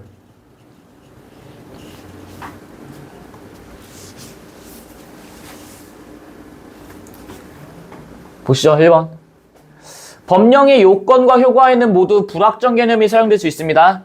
요건 뭐였어? 요구 조건, 효과 그로 인해 발생하는 법적 작용들. 불확정 개념 사용될 수 있죠. 2번. 법원은 불확정 개념이 사용된 법령을 적용할 때 뭘 할 수 있어? 재량. 재량껏 뭐 할 수 있니? 손해배상액을 뭐 할 수 있어? 감면할 수 있죠? 감액할 수 있지. 불확정 개념이 사용된 법령의 진정한 의미를 이해하려면 뭘 고려해야 되고? 구체적 상황. 4번. 불확정 개념이 사용된 행정법령에 근거한 행정작용은 이미 나왔죠? 불확정 개념이 사용된 행정법령이야. 재량행위의 경우인보다 기속행위의 경우만 아니야. 불확정 개념은 뭔데? 정해지지 않은 거잖아. 기속행위는 뭐였어요? 반드시 그렇게 해야만 되는 것들이었지. 답 4번이죠. 5번. 불확정 개념은 행정청이 행하는 법 집행정을 규율하는 법령과 개인 간의 계약관계를 규율하는 법률. 이건 뭔데? 행정법령. 얘는 뭐? 민법. 계약행위를 규정하는 것들이지? 거기에 모두 사용될 수 있죠. 다음 4번이지. 48번. 잘 봐. 행정청은 재량으로 재량 행사 기준을 명확히 정할 수 있는데 그 기준을 재량준칙이라고 얘기를 합니다. 그럼 잘 봐. 1번. 재량준칙은 법령이 아니기 때문에 여기까지는 오케이. 법령 아니야. 왜? 이 재량준칙은 어떻게 된 건데? 사람들이 이후에 행정관행으로서 굳어져 버린 거잖아. 맞니? 근데 이거 봐. 이리적이지 않은 개념으로 규정된다 이렇게 나와 있어. 이게 무슨 얘긴데? 이게 무슨 얘긴데요? 이리적이지 않은 개념이 뭔데? 일의적의 의미가 뭐였어? 추론해야 된다고 얘기했었지. 뭐야? 불확정이면은 뭐야? 이리적이 아닌 거죠. 그러면은 이리적이지 않은 개념의 얘기는 무슨 얘기니? 불확정 개념입니다. 지금 이 얘기 아니야? 맞아. 근데 아까 전에 우리 뭐라 얘기했어? 이 기준을 재량 뭐라 얘기했어? 준칙. 근데 이 준칙의 의미가 뭐였는데? 법으로서 규정되어 있는 건 아니지만 그런 사안들이 발생하면 무조건 뭐 하게 되어 있어? 이 재량 준칙에 따라서 효과를 결정합니다 라고 했었지. 그럼 이 말은 뭐야? 불확정 개념이나 뭐라 얘기하실래요? 굳이 말을 만들자면 확정 개념입니다 이렇게 얘기해 주면 되겠지. 불확정이 아니라고 얘는. 이해돼? 이해되세요? 만들어진 건 법령이 아니긴 해. 그런데 이거 이후에 일들이 발생하면 뭐 하게 되는 거야?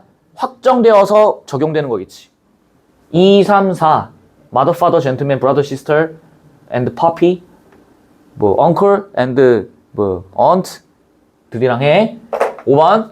재량준칙이 특정 요건에서 적용된 선례가 없으면 행정청은 동일한 요건이 충족되어도 행정작용할 때 재량준칙을 따르지 않을 수 있다. Yes! 야, 선례가 없어. 그럼 이 말은 뭐야? 행정관행이 있어요? 없어요? 없지. 그래서 동일한 요건이 충족되어도 뭐 할 수 있는 거야? 재량준칙 따르지 않을 수 있는 거겠지. 이해되시겠어요? 답은 5번이죠. 아휴, 그 얘기를 해줄게. 재량을 행사하는 행정장은 기속행위가 아니라 뭐라 얘기할래? 기속행위는 뭐였어? 법령에 근거해야 되지. 근데 아까 우리 얘기했어. 재량준칙은 법령이 아닙니다잉. 3번. 재량준칙으로 규정된 재량행사 기준은 반복되어 온 적법한 행정작용의 내용대로. 잘 보세요. 적법한 행정작용의 내용이야. 그거대로 정해진대. 적법의 뜻이 뭔데요? 법에 뭐 하는 거? 적합하다 이 얘기지. 근데 이거 법 아니야? 법이니 법이 아니니? 법 아니죠. 4번. 재량준칙이 정해져 행정청은 특정 요건 하에 행정작용의 구체적 내용을 선택할 수 있는 재량을 행사할 수 있다. 이게 틀린 이유가 뭐야? 재량을 행사할 수 있기 때문에 뭘 만들어질 수 있는 거예요? 재량준칙이 정해질 수 있는 거지. 선후관계가 잘못되었죠? 이해돼? 재량이 있으니까 재량준칙을 정한다고. 이해돼? 이해돼? 이거보다 더 쉽게 설명해야 되나? 시부랄? 니들한테 밥을 먹을 수 있는 권리가 있으니까 식사 시간이 정해지는 거야. 근데 지금 여기서 뭐예요? 식사 시간이 정해져야 밥을 먹을 수 있다 이 얘기라고. 이거보다 더 쉽게 설명할까? 학교를 갈 등교 시간이 정해져야 니들이 학교를 갈 수 있다가 아니죠? 뭐예요? 학교를 갈 수 있으니까 등교 시간이 정해지는 거지. 빌어먹을. 정말 어렵다.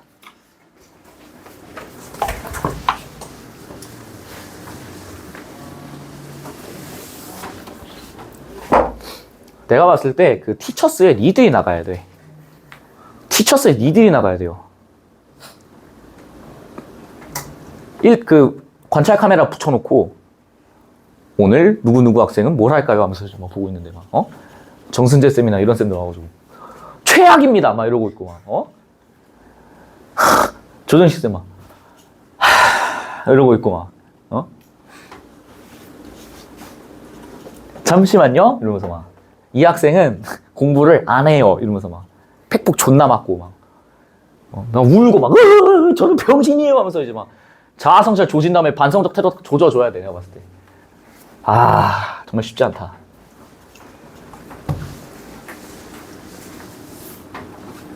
(49번) 갑은 을에게 물건을 팔고, 잘 보세요. 적용차인적 사고야. 갑은 을에게 물건을 팔고요. 그 대가로 뭘 받기로 했대? 100을 받기로 하는 뭘 체결해요? 계약을 체결합니다. 그 후 갑이 계약을 뭐 했대요? 위반했습니다. 법률을 위반했다고? 그래서 을이 뭘 입어요? 80의 손해를 입습니다. 그러면은 우리 생각해봐. 손해배상 예정액이 존재할 수밖에 없겠지. 맞아? 근데 가부터 봐봐. 가와 을 사이에, 갑과 을 사이에 뭐가 없었대요? 뭐가 없었대? 위약금 약정이 없었습니다. 그럼 위약금에 약정이 없었다는 얘기는 무조건 뭐만 발생하겠어? 무조건 뭐가 발생하겠어요? 위약금이 따로 존재하지 않아. 즉 위약벌에 성격을 띠고 있는 위약금이 없다고. 그럼 뭐만 생겨? 손해배상 예정액이 발생하겠지. 맞아? 가 같은 경우에는 손해배상 예정액이 발생할 거예요. 위약금이 없는데 어떻게 손해배상 예정액이 발생하죠? 야, 계약이라며. 법으로서 지금 맺어진 거 아니에요? 그러니까 무조건 그것에 상응하는 처벌을 받아야 된다고. 법적 처벌 받아야 된다고. 그게 뭐야? 손해배상 예정액이겠지. 이해돼? 그러면은 우리 생각해봐. 얼마만큼 갖겠어? 손해를 배상해줘야 되니까 얼마? 20 같은, 미쳤어요? 80이지. 20은 이득이야. 자, 100 빼기 80은 20. 이득 띠말.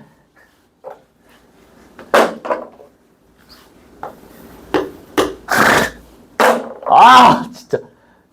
엎드릴 수 있도록 해. 한 포로 씹었고 교실을 다 부숴버리기 전에. 갑이 을에게 뭘 약정했어요? 위약금 100을 약정했습니다. 여기 뭐라 나와 있어? 성격이 무엇인지 증명되지 않았어. 이거 우리 밑줄 쳐던 거 봐봐. 밑줄로 뛰어가. 첫 번째 문단 마지막 보세요. 뭐라 나와 있어? 위약금의 성격이 둘 중 무엇인지 증명되지 못하면 손해배상 예정액으로 다루어진다. 견적 나오니? 견적 나오세요. 잘 봐. 헤이. 위약금 100입니다. 나 위약금 100이야. 근데 문제가 뭐예요? 성격이 뭐 했어? 증명되지 않았네요. 이랬을 때는 뭘로 판단한다? 손해배상 예정액으로 판단합니다.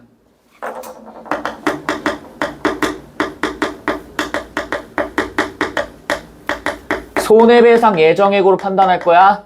그럼 몇이에요? 똑같이 몇이겠어? 80이겠네. 문제 없으시고요. 다 봐봐. 갑이 을에게 위약금 100을 약정했고요. 그 다음에 여기 뭐라 나와 있어? 위약금의 성격이 곧 무엇이래? 위약벌임이 증명되었습니다. 그럼 봐봐. 위약금이 두 번째 문단 밑에서 하나 둘 셋 네 번째 줄 다섯 번째 줄. 위약금이 위약벌임이 증명되면 채권자는 위약벌에 해당하는 위약금을 받고요. 손해배상 예정액과는 달리 법원이 감액할 수 없고 손해액수를 증명하면 뭐도 받을 수 있어? 손해배상 금도 받을 수 있겠네. 맞아? 그럼 잘 봐. 지금 위약금이 100이네요. 위약금이 100이야. 똑같아. 근데 얘는 뭐라고 증명되었어? 위약벌이라고 증명되었지. 맞니? 그러면 얼마 받아? 첫 번째 얼마? 100만큼 받아야 되죠? 왜? 위약금이 얼마니까? 100이니까. 근데 플러스 알파로 뭐까지 받을 수 있다? 손해배상 예정액까지도 받을 수 있어. 손해배상 예정액도 받을 수 있어요. 어떤 경우에? 거기 나와 있는 이 문단 마지막에 뭐라 나와 있는? 손해액수를 뭐하면? 증명하면. 액수를 증명해.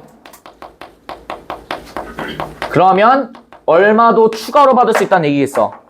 80도 추가로 받을 수 있겠지. 이해되니? 첫 번째 문단이랑 두 번째 문단을 가지고서 이렇게 여러분들이 읽어내셔야 된다 이 얘기입니다. 되시겠죠?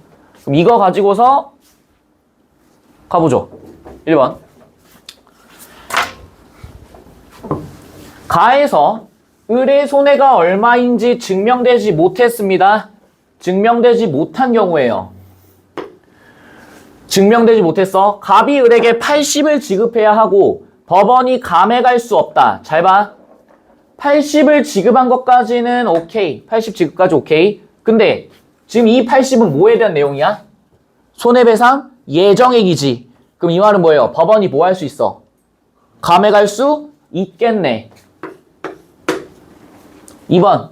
나에서 을의 손해가 80임이 증명된 경우에는 증명이 됐대요. 잘 봐. 나의 경우야. 나의 경우.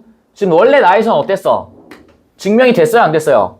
안 됐지. 안 됐지. 그럼 안 됐다는 얘기는 무조건 뭘로 받는다는 얘기야? 100으로 받는다 요 얘기죠. 근데 문제가 뭐야? 100을 지급해. 여기까지는 오케이. 근데 법원이 뭐 할 수 있어? 감액을 할 수 있을까 없을까? 요거 잘 판단해야 돼. 잘 보세요. 을의 손해가 지금 몇이라고 증명이 됐어? 80임이 증명이 됐지? 80임이 증명이 됐지. 근데 원래는 손해배상에 따라서 얼마만큼 주는 게 맞아? 80만큼 주는 게 맞아. 근데 법원이 감액할 수 있는 조건이 뭐였어요? 과도하게 뭐에만? 과도할 정도로 위약금이 많아지면 뭐 할 수 있다? 감액을 줄 수 있다라고 얘기했었지. 손해는 80인데 100만큼의 위약금을 지불해야 돼. 그럼 법원 입장에서 뭐라 판단해? 과할 정도로 뭐 했다? 위약금의 액수가 뭐하다? 많다라고 판단이 되니까 감액을 뭐 할 수 있어? 있습니다. 이 얘기지. 그 답이 몇 번이야? 2번인 거지. 이해돼? 이해돼? 잘 따져야 돼. 증명됐어. 증명됐다고. 증명됐으니까 위약금 얼마 줘야 돼? 100을 줘야 돼. 왜? 나에서는 원래 어땠으니까? 조건이 뭐였어? 증명이 안 된 경우였잖아. 근데 지금 이 상황에서는 어떻게 됐어요? 증명이 됐다며. 됐으니까 얼마 줘야 돼? 위약금으로서 얼마 줘야 돼? 100을 주는 게 맞다고. 근데 법원이 판단했을 때 너가 입은 손해는 80인데 100만큼 줘야 된다고 얘기를 하니 이거는 감액할 수 있어. 그러면서 얼마만큼만 준다. 80만큼만 준다 가는. 3번. 나에서 을의 손해가 얼마인지 증명되지 못했습니다. 증명 안 됐습니다. 증명 안 되면 얼마 줘야 돼? 100이 아니라 얼마? 80만 줘야 돼. 다해서 그리고 법원이 이를 감액할 수 없다. 법원이 감액할 수 없을 때는 어떤 경우야? 법원이 감액할 수 없는 경우는 어떤 경우예요? 헤이, 법원이 감액하는 경우는 어떤 경우니? 어떨 경우에만 가능해? 손해배상 예정액이었을 때 감액 가능하지. 맞아요. 그러면 이미 증명이 돼버렸기 때문에 지금 여기서는 증명되지 못한 경우이기 때문에 일단 100을 지급하는 게 말도 안 되고 80만큼만 주면 되기 때문에 따라서 얘도 감액할 수가 없겠지. 왜? 80 손해봤으니까 80 줬다고. 감액할 수 없다도 아니죠. 정확히 말해. 감액할 수 없다. 4번. 다해서 을의 손해가 80임이 증명됐습니다. 을에게 180을 지급해야 되고 법원이 감액할 수 있다. 잘 봐. 이것도 봐. 다해서 을의 손해가 얼마래? 80임이 뭐 됐어요? 80임이 어떻게 됐어? 증명됐지. 뭐 됐어? 액수가. 증명됐죠. 근데 우리 다의 경우는 어떤 경우야? 위약금이 얼마다? 위약금이 100이고 그게 무엇으로서? 위약 벌로서 증명됐지. 그럼 100이랑 뭐랑 들어가는 거야? 80만큼 들어가는 거야. 근데 이 경우에는 법원이 감액할 수 있을까? 법원이 감액할 수 없어요. 왜? 이거는 이거대로고 얘도 얘대로고 법원이 감액할 수 있는 건 어디에만 개입할 수 있어? 위약금이나 위약벌이 아니라 어디에만? 손해배상 예정에만 들어갈 수 있지. 감액할 수 있다가 아니라 없다야. 5번. 다해서 을의 손해가 얼마인지 증명이 안 됐습니다. 액수 증명 안 됐네? 그럼 얼마만 줘? 뭐만 줘야 돼? 100만 줘야겠지. 80 지급이 아니야. 100만 지급해. 또 법원은 이를 감액할 수 없다. 왜? 얘는 뭐니까? 위약금에 해당되는 내용이니까. 이해되세요? 다음 몇 번이야? 2번 되는 거지. 이해돼? 느낌이 와? 아마 올해 수능에서도 요 정도로 나올 겁니다. 요 정도로 나올 겁니다. 계산할 필요 없죠? 계산할 거 없지? 법 관련 지문이 나온다면 요 정도로만 출제될 거야. 요게 여러분들을 변별하는 제일 좋은 방법이야. 태생적으로 여러분들 국어만 보면 뭐가 올라와? 국어에서 숫자만 나오면 뭐가 올라와? 알러지 반응이 막 올라오잖아. 이러면서 막 하잖아. 중증 수학 혐오자들이잖아. 근데 숫자 보면 순간 멘탈 쇼크가 확 오면서 읽기조차도 싫어지는데 잘 읽어보면은 아니라고. 계산 문제가 쥐뿔도 아니라고. 이해되세요? 끽해봐. 이거 정도? 100 더하기 80은 180.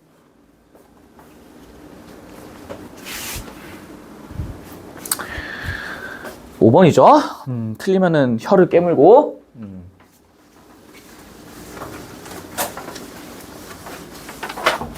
가보시죠.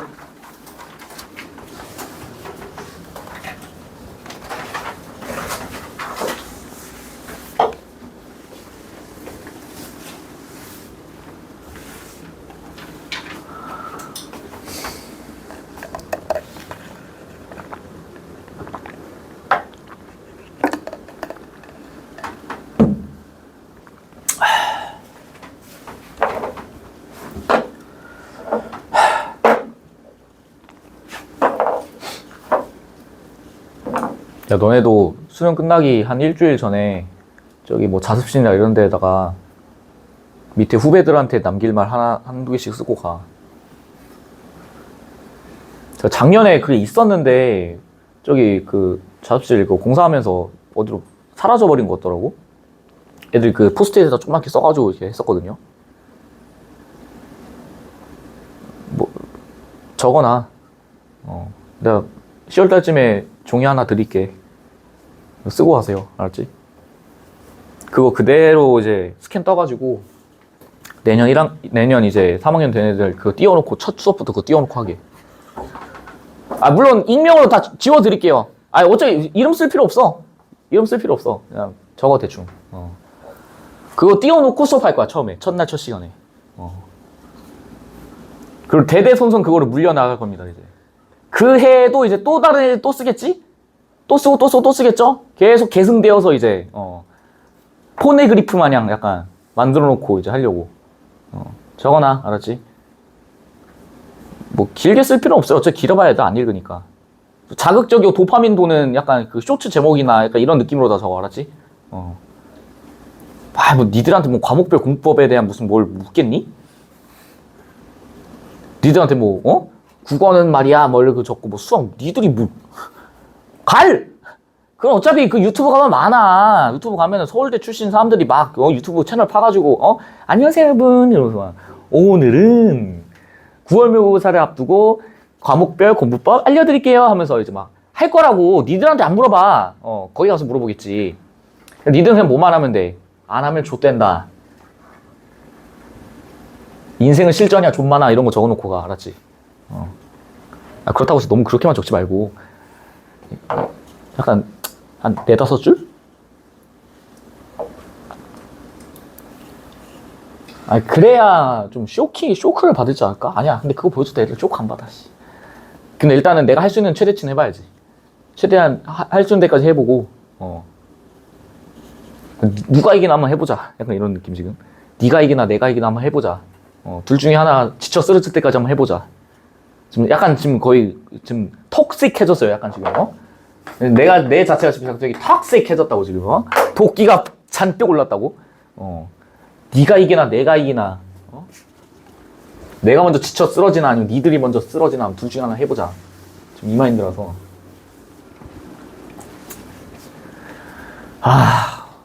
그렇다고 설명할 때 이걸 띄울 수도 없고. 너무 톡식하잖아요. 너무 공개처형이잖아요. 약간 사회적 살인 아닐까? 사회적으로 약간 암살당하는 기분일 것 같은데? 그거는 좀 아닌 것 같고. 내가 할 수 있는 거는 이제 뭐 2학년 이제 12월 달 이제 애들 다 이제 내신 끝나고 이제 도살장 끌려가는 가축들 마냥 이렇게 끌려와가지고 이제 막 여기 또 매가리 없이 앉아있으면 여기 띄워놓고서 봐봐 이 병신들아 하면서 이게 너희들의 선배들의 유언이야 하면서. 이거 잘 생각해서 써, 알았지?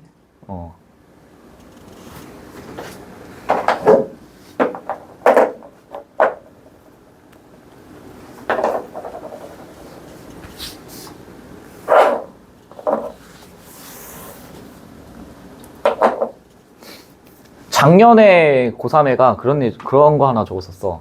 미리미리 공부 좀 해놔라 얘들아 이런 거 적어놨었어요. 근데 걔가 공부를 진짜 안 했던 애였거든? 걔 평공이었어. 평공이었는데 평공 비하 발언 아닌데 이거 어쩌다 보니 평공만 나오네? 평공애가 이제 미리미리 공부 좀 해라 하면서 이제 적어놨었던 게 있었단 말이야. 촌철 사진이었어요. 본인도 아는 거지. 제발 얘들아 후회하지 말고 미리미리 공부 좀 해. 유유 여자애들 그런 거 써놓고. 얘들아 내신이 높다고 해서 모든 대학을 갈 수 있는 건 아니더라. 최저 안 맞으면 좆대 얘들아 이러면서 막 이렇게 적어놨더라고. 그래서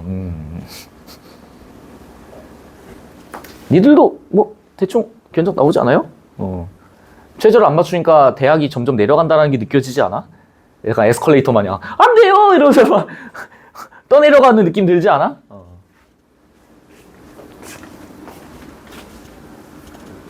가보시죠. A 섹터입니다. 거기 이제 A 섹터 안 나와 있는데 첫 번째 문단이에요. 첫 번째 문단 묶어놓고 A라고 하시면 돼. 사무실의 방충망이 낡아서 파손되었다면 세입자와 사무실을 빌려준 건물주 중 누가 고쳐야 할까? 뭐 이런 경우 많지. 나 이런 거는 되게 많이 겪었어요. 이제 신축이 아니라 구축 빌라나 이런 데 들어가면은 이렇게 어딘가 하나가 다 망가져 있어. 세탁기가 망가져 있든 아니면 뭐 방충망이 망가져 있든 벽지가 아니면 뭐 마탱이가 가 있든 막 그런단 말이야. 세입자와 사무실을 빌려준 건물주, 킹물주, 간물주 누가 고쳐야 할까? 당연히 건물주가 고쳐줘야 돼요. 당연히. 이거는 세입자의 권리야. 민법전의 법조문에 의하면 임대인인 건물주가 수선할 의무를 집니다. 다 예스. 킹물주, 간물주께서 감당해 주셔야 되는 문제예요. 빠뜨 귀찮잖아? 사무실을 빌릴 때 간단한 파손은 세입자가 스스로 해결한다는 내용을 계약서에 포함하는 경우도 있습니다. 물론 지금 이 지문에서는 깊게 들어가지 않았지만은 이거의 범위를 어떻게 할 것인지가 중요한 사안이 되겠죠. 이래서 계약서는 꼼꼼히 써야 돼요. 간단한 파손의 범위가 어디서부터 어딘데? 방충망의 파손도 그럼 방충망이 어느 정도 찢어져야 간단한 거고 어느 정도로 개박살나야 건물주가 수선할 의무를 지는가에 대해서 굉장히 첨예한 해석이 있겠지. 근데 아마 교수님은 그냥 별 생각 없이 썼을 거예요. 그냥 간단한 파손은 그냥 뭐 이렇게 했는데 이제 내 입장에서는 간단한 게 어느 정도인데 원래 그런 식으로 법은 발전합니다. 원래 그런 식으로 법은 개정돼요. 그래서 원래 그 변호사들 제가 뭐 변호사들이랑 술을 자주 먹은 건 아니지만은 아직 시니어 변호사가 된 사람이 없죠. 제 주변은. 시니어 변호사가 아니라 다 이제 주니어들인데 걔들이랑은 함부로 말을 하면 안 돼요. 이런 거 이제 함부로 얘기하면 좋대 진짜. 그래서 어느 정도인데 그게 범위를 어떻게 설정할 건데? 나 같은 킹반이한테 왜 이러세요? 이러지 마세요. 이러면서 막 왜 저한테 직업병을 이러지 마세요. 막 소리 지를 거야 나는. 소리 질러요 저는. 몰라 이 새끼야. 이래서 이 깍쟁이 새끼들을 이러면서 막. 그때 전에 한번 술 먹을 때 그랬어. 그래서 꼬치꼬치 막 이러 저리 막. 몰라 이 깍쟁아 이러면서 막. 몰라 이씨. 난 몰라. 머리 아파. 세입자가 스스로 해결한다는 내용을 계약서에 포함하는 경우도 있어요. 이처럼 법률의 규정과 계약의 내용이 어긋날 때 두 글자? 두 글자? 씨발 엎드려. 이게 안 나온다고? 두 글자. 뭐 휘방 같은 소리 아니야. 법률의 규정과 계약의 내용이 어긋난다고.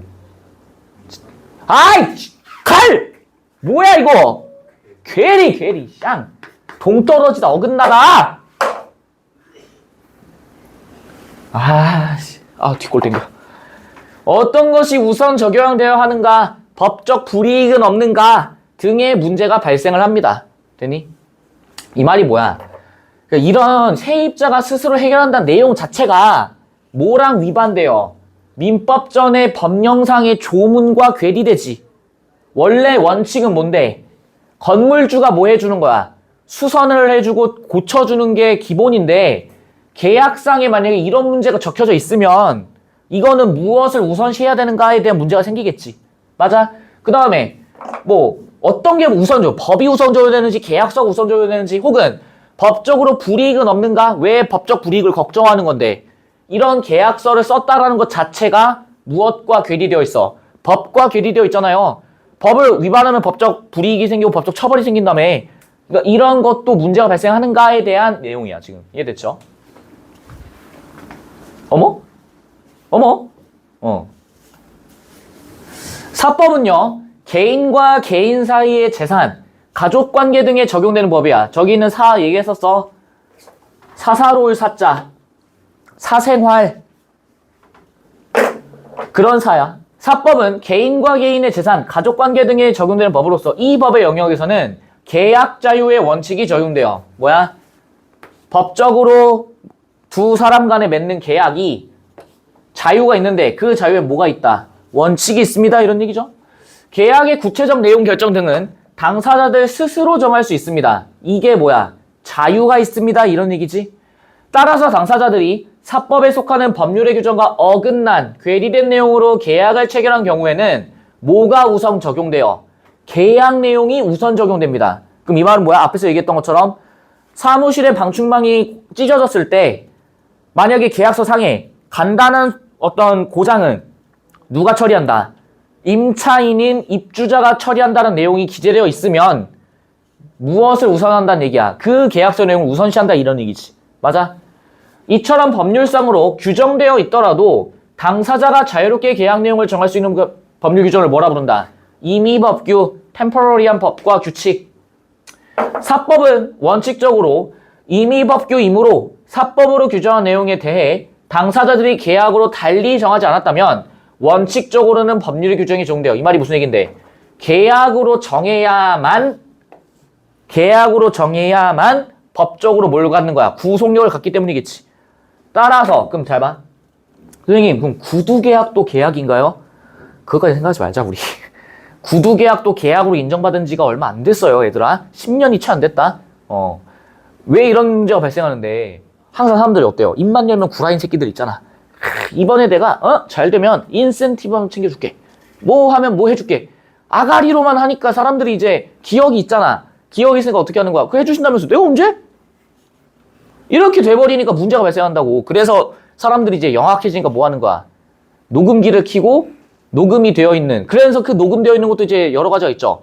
내 목소리가 나와 있지 않는 음성 파일은 법적 효력을 갖지 않습니다. 대화상으로 그러니까 자연스럽게 대화하던 걸 녹취하든 아니면 녹취를 하되 내 목소리가 나와야만 돼. 무조건 내 목소리가 나와야 돼요. 내 목소리가 나와 있지 않는 음성 파일은 법적 증거물로 채택이 안 됩니다.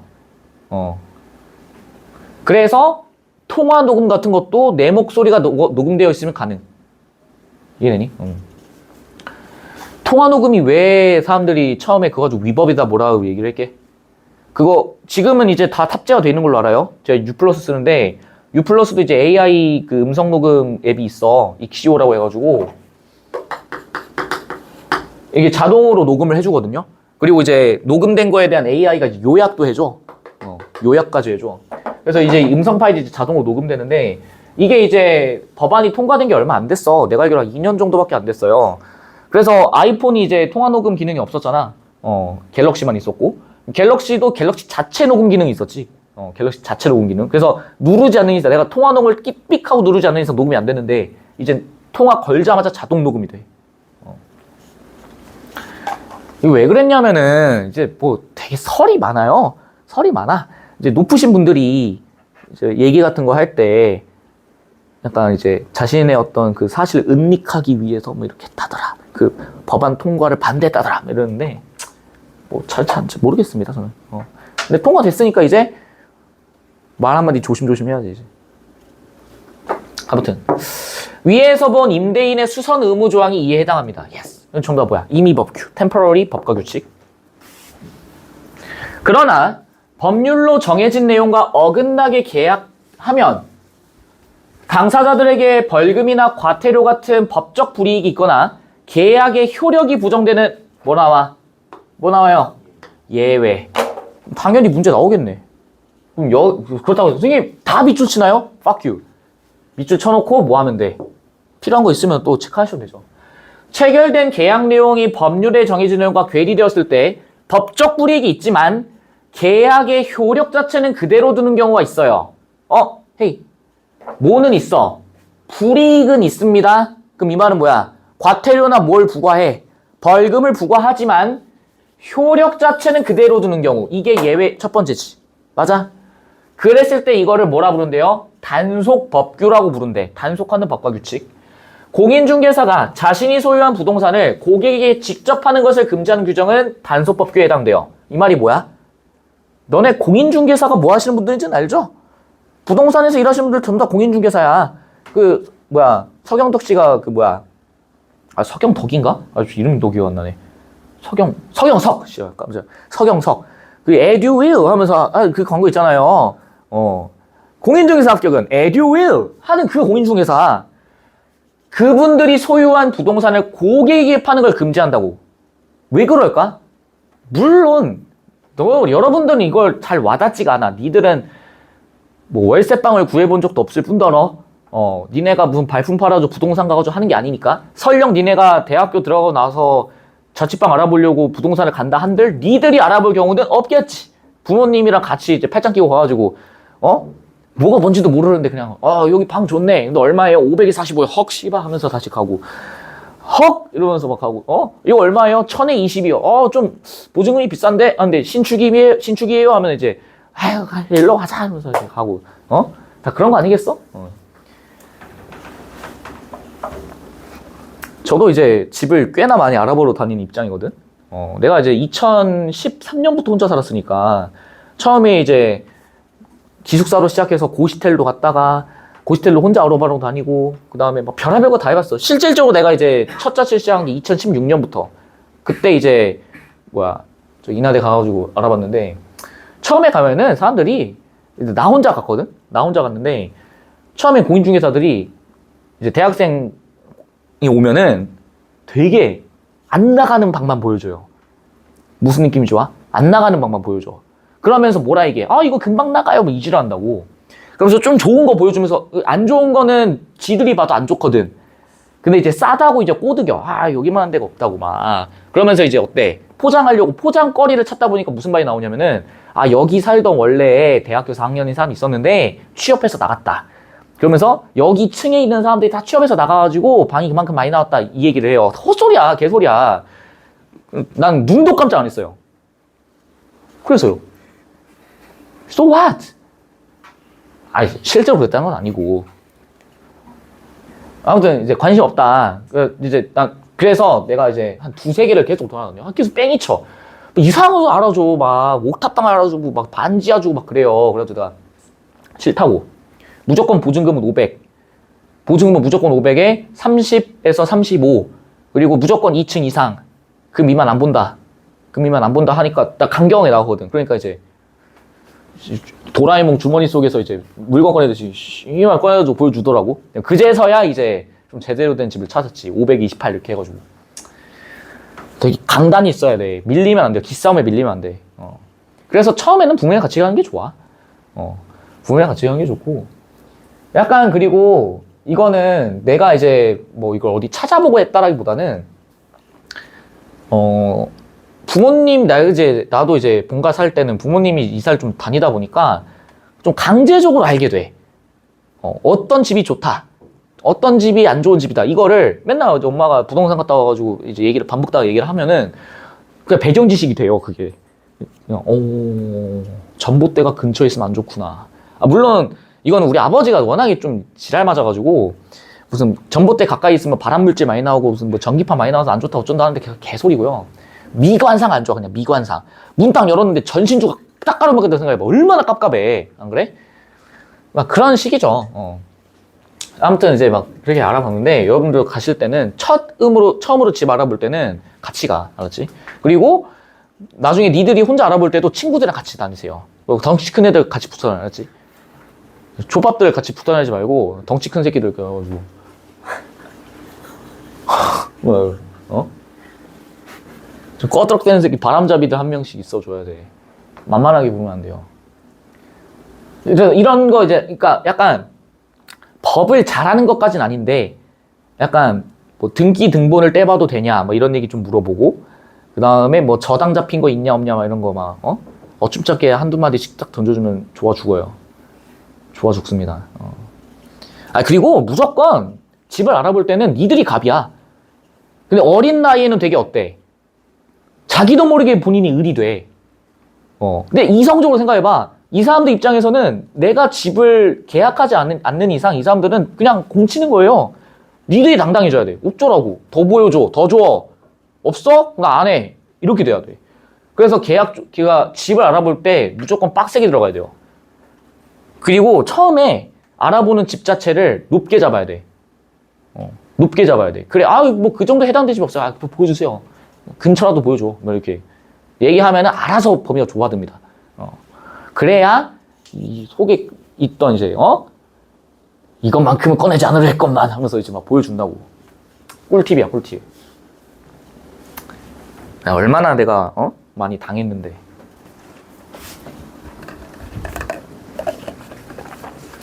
내가 보니까 경험해 보니까 3번은 돌아다녀야 돼요. 3번은 진짜.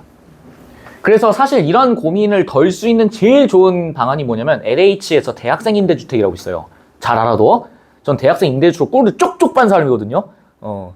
내가 군대 전역하고 나서 2020년부터 25년까지 2021, 2, 23, 24, 25, 6년을 살았죠. 6년을 LH 임대주택에 살았거든. 최대 보증금 1억까지 가능해. 근데 그 보증금을 100만 원 정도 내면 돼요. 100만 원 내고 이자 개념으로 월세를 내. 근데 내가 월세가 8만 원이었어요. 그리고 이제 관리비 포함해서 11만 원이었거든. 대학생 때 그런 거 잘 알아봐. 그 상시 모집이에요.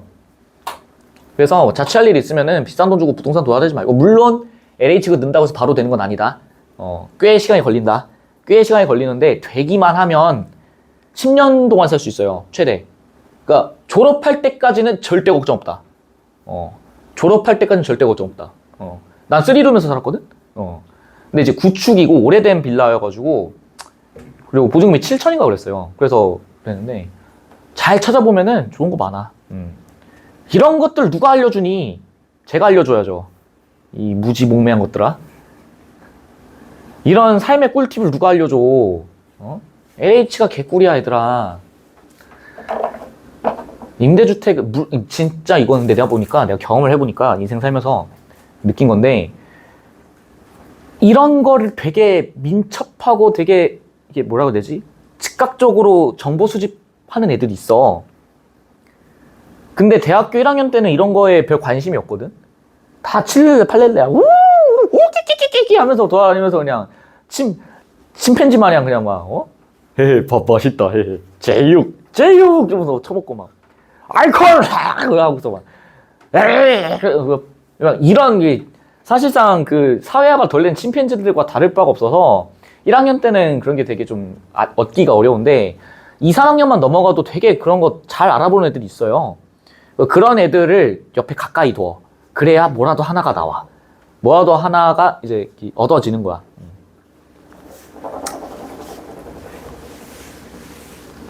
나도 그래서 처음엔 몰랐는데 내 친구가 이제 알려줬어. 그 LH 임대주택을.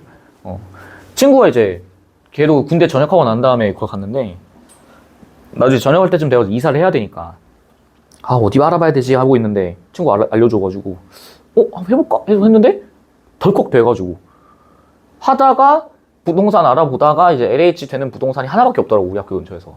가가지고 이제 알아보고, 그러고 나서 이제 처음에는 반지하 보여주고, 두 번째로는 1층 보여줬어. 1층인가 2층? 근데 원룸이었어. 근데 나 원룸 너무 싫어했거든, 그때 당시에는. 원룸이 너무 질려가지고. 생각을 해봐. 2013년부터 2020년까지 원룸에서만 살았다고 쳐보세요. 숨막혀 뒤져요. 7년 동안, 7, 8년 동안. 그래서 내가 그러니까 원룸도 좋은데 기왕이 좀 다른 집 좀 보여달라. 최소 투룸 이런 거 보여달라. 하니까 조금 멀게 하는데 괜찮으세요? 했는데 뭐 얼마 걸리는데요? 학교에서 한 10분 정도? 일단 가시죠. 했는데 의외로 별로 안 걸리더라고. 갔더니 내 친구가 1층에 살고 있었던 거야. 그래서 꿀 빨았죠 뭐. 그래서 이제 3학년 4학년 졸업할 때까지 심심하지 않게 살았지. 그 친구가 이제 내년에 결혼하는 친구예요. 좋댔어요. 축사해야 돼요. 아직 찾아보진 않았는데 갑자기 걱정되네. 이 친구가 처음엔 게이인 줄 알았습니다 라고 운을 떼려고 했는데 그건 안 된다고 그러고, 성 정체성이 의심됐습니다 이런 말 할 수도 없고, 아씨 어떻게 해야 되지. 아무튼 보시죠. 그럼 이거는 왜 안 되는 건데, 공인중개사는 어떤 사람이야? 부동산적 지식이 빠삭한 사람이잖아. 근데 고객한테 호구 왔는가 하면서 줘버리면 안 되잖아요. 부동산으로 분탕을 칠 수 있다고, 소위 말해서. 그래서 공인중개사한테는 벌금이 부과돼. 법적 처벌받는다는 얘기죠. 계약 자체는 유효해. 그럼 이 말은 뭐야? 뒤에 보니까 뭐라 나와있어. 계약 내용에 따른 행동이 뭐? 급부를 할 의무가 인정된다. 익숙하시죠? 급부라는 단어. 공인중개사는 매물의 소유권을 넘겨주고 고객은 대금을 지급해야 된다. 와우! 공인중개사만 라떼네요? 공인중개사만 지가 가지고 있는 부동산 날린 거네. 고객은 끄ꯛ 하는 거고 대금 지급. 이거는 정당해야지. 왜? 부동산인데 이걸 공짜로 가져가시면 안 되지. 대금은 지급하되 부동산만 뭐 해주는 거야? 넘겨주는 거야. 그러니까 이 말은 뭐냐면은 이 대금을 지불한다는 것도 정확히 말하면 이게 지금 여기서는 공인중개사가 뭐 삥땅을 쳤는지 아니면은 뭐 폭리를 취했다 이런 얘기는 안 나오지. 근데 그냥 문제가 뭐야? 부동산에 대한 빠삭한 지식과 정보를 가지고 있는 사람이 일반인한테 이걸 넘기면 부동산 시장의 과열과 그 다음에 왜곡 이런 것도 일어날 수 있으니까 법적으로 처벌을 하는 거고, 땅은 넘어갔으니 부동산 뭐 땅이 됐든 건물이 됐든 그건 넘어갔으니 고객님께서는 그거에 해당하는 금액을 지불하셔야 됩니다. 이건 인정. 다만 공인중개사는 처벌받는다고. 이해되시겠죠? 한편 체결된 계약 내용이 법률에 정해진 내용과 어긋날 때 법적 불이익이 있을 뿐만 아니라 계약 자체의 효력도 인정되지 않아서 의무가 부정되는 경우도 있어요. 얘는 2개 다네요. 2개 다네. 그럼 이 말은 뭐야? 계약 자체가 부정된다라는 얘기지. 맞아요. 그럼 왜 부정되겠어? 법적으로 치명적 문제가 발생했을 때야. 봐봐. 이러한 법조문을 뭐라 부르는데? 강행법규. 강제로 이행하는 법과 규칙. 이 경우 계약 당사자들은 상대에게 급부를 하라고 요구할 수는 없습니다. 이 말은 뭐야? 의무와 권리가 존재하지 않습니다. 정확히 말하면은 급부를 요구할 수 있는 권리가 없다고. 왜? 이미 급부를 이행하여 재산적 이익을 넘겨줬다면은 뭐라고 얘기가 나와? 부당이득이라고 나와 있지. 맞아. 그럼 이 말은 뭐예요? 부당하다의 뜻이 뭐야? 정당하지 않습니다라는 얘기지. 맞아? 그럼 이때 이 계약 자체가 뭔가 법률상으로 문제가 있고 정당하지 않기 때문에 부당한 이득이다라고 얘기를 하는 거야. 그럼 맞아. 부당이득 반환 청구권이 인정돼요. 의사가 아닌 사람이 의료기관 동업을 금지하는 법률 규정은 강행법규래. 이 말은 뭐야? 원칙적으로는 의료기관 같은 경우에는 뭐만 가능하다는 얘기예요? 의사인 사람만 뭐하다? 가능합니다. 이 얘기야. 선생님, 간호사는요? 간호사는 이럴 의료행위를 할 수 없어요. 너네가 생각하는 의료행위는 선생님 주사 놓는 것도 의료행위잖아요. 이렇게 얘기할 수 있겠지만 주사를 놓는 거는 간호조무사, 간호사, 의사 다 가능해. 의료행위는 뭐야? 진찰을 하고 처방을 해주는 것 자체가 의료입니다. 이해되시겠어요? 그럼 맞아봐. 그럼 이걸 금지하는 법률 규정은 강행법규래. 이 말은 뭐야? 이 계약 자체가 효력이 인정이 돼요? 안 돼요? 안 돼요. 또한 이 계약 효력 자체가 인정되지 않아서 급부 의무가 부정되고 또 뭐도 있다는 얘기야. 법적 불이익도 존재합니다. 이런 얘기지. 따라서 의사와 의사가 아닌 사람이 체결한 동업계약은 효력이 부정돼. 이 말은 뭐야? 법률에 정해진 내용과 어긋나서 법적 불이익도 있고 급부 의무가 부정되는 경우야. 다만 계약에 따라 동업자가 종업자금을 건네버렸다면 이 돈을 반환하고 요구하는 뭐가 생겨?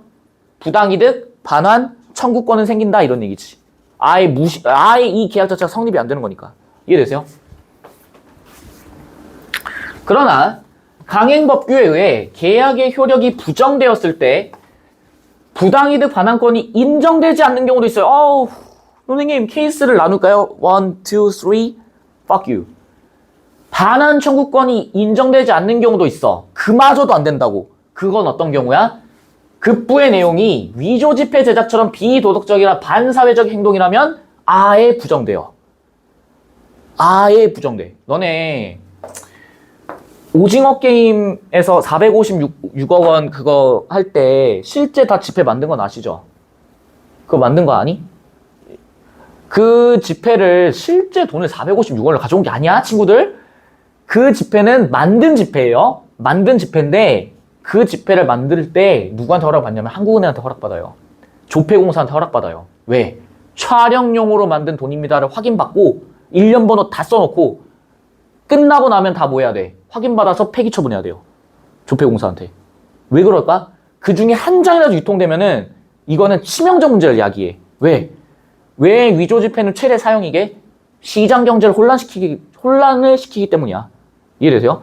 위조 지폐는 만든 순간 최대 사형이야.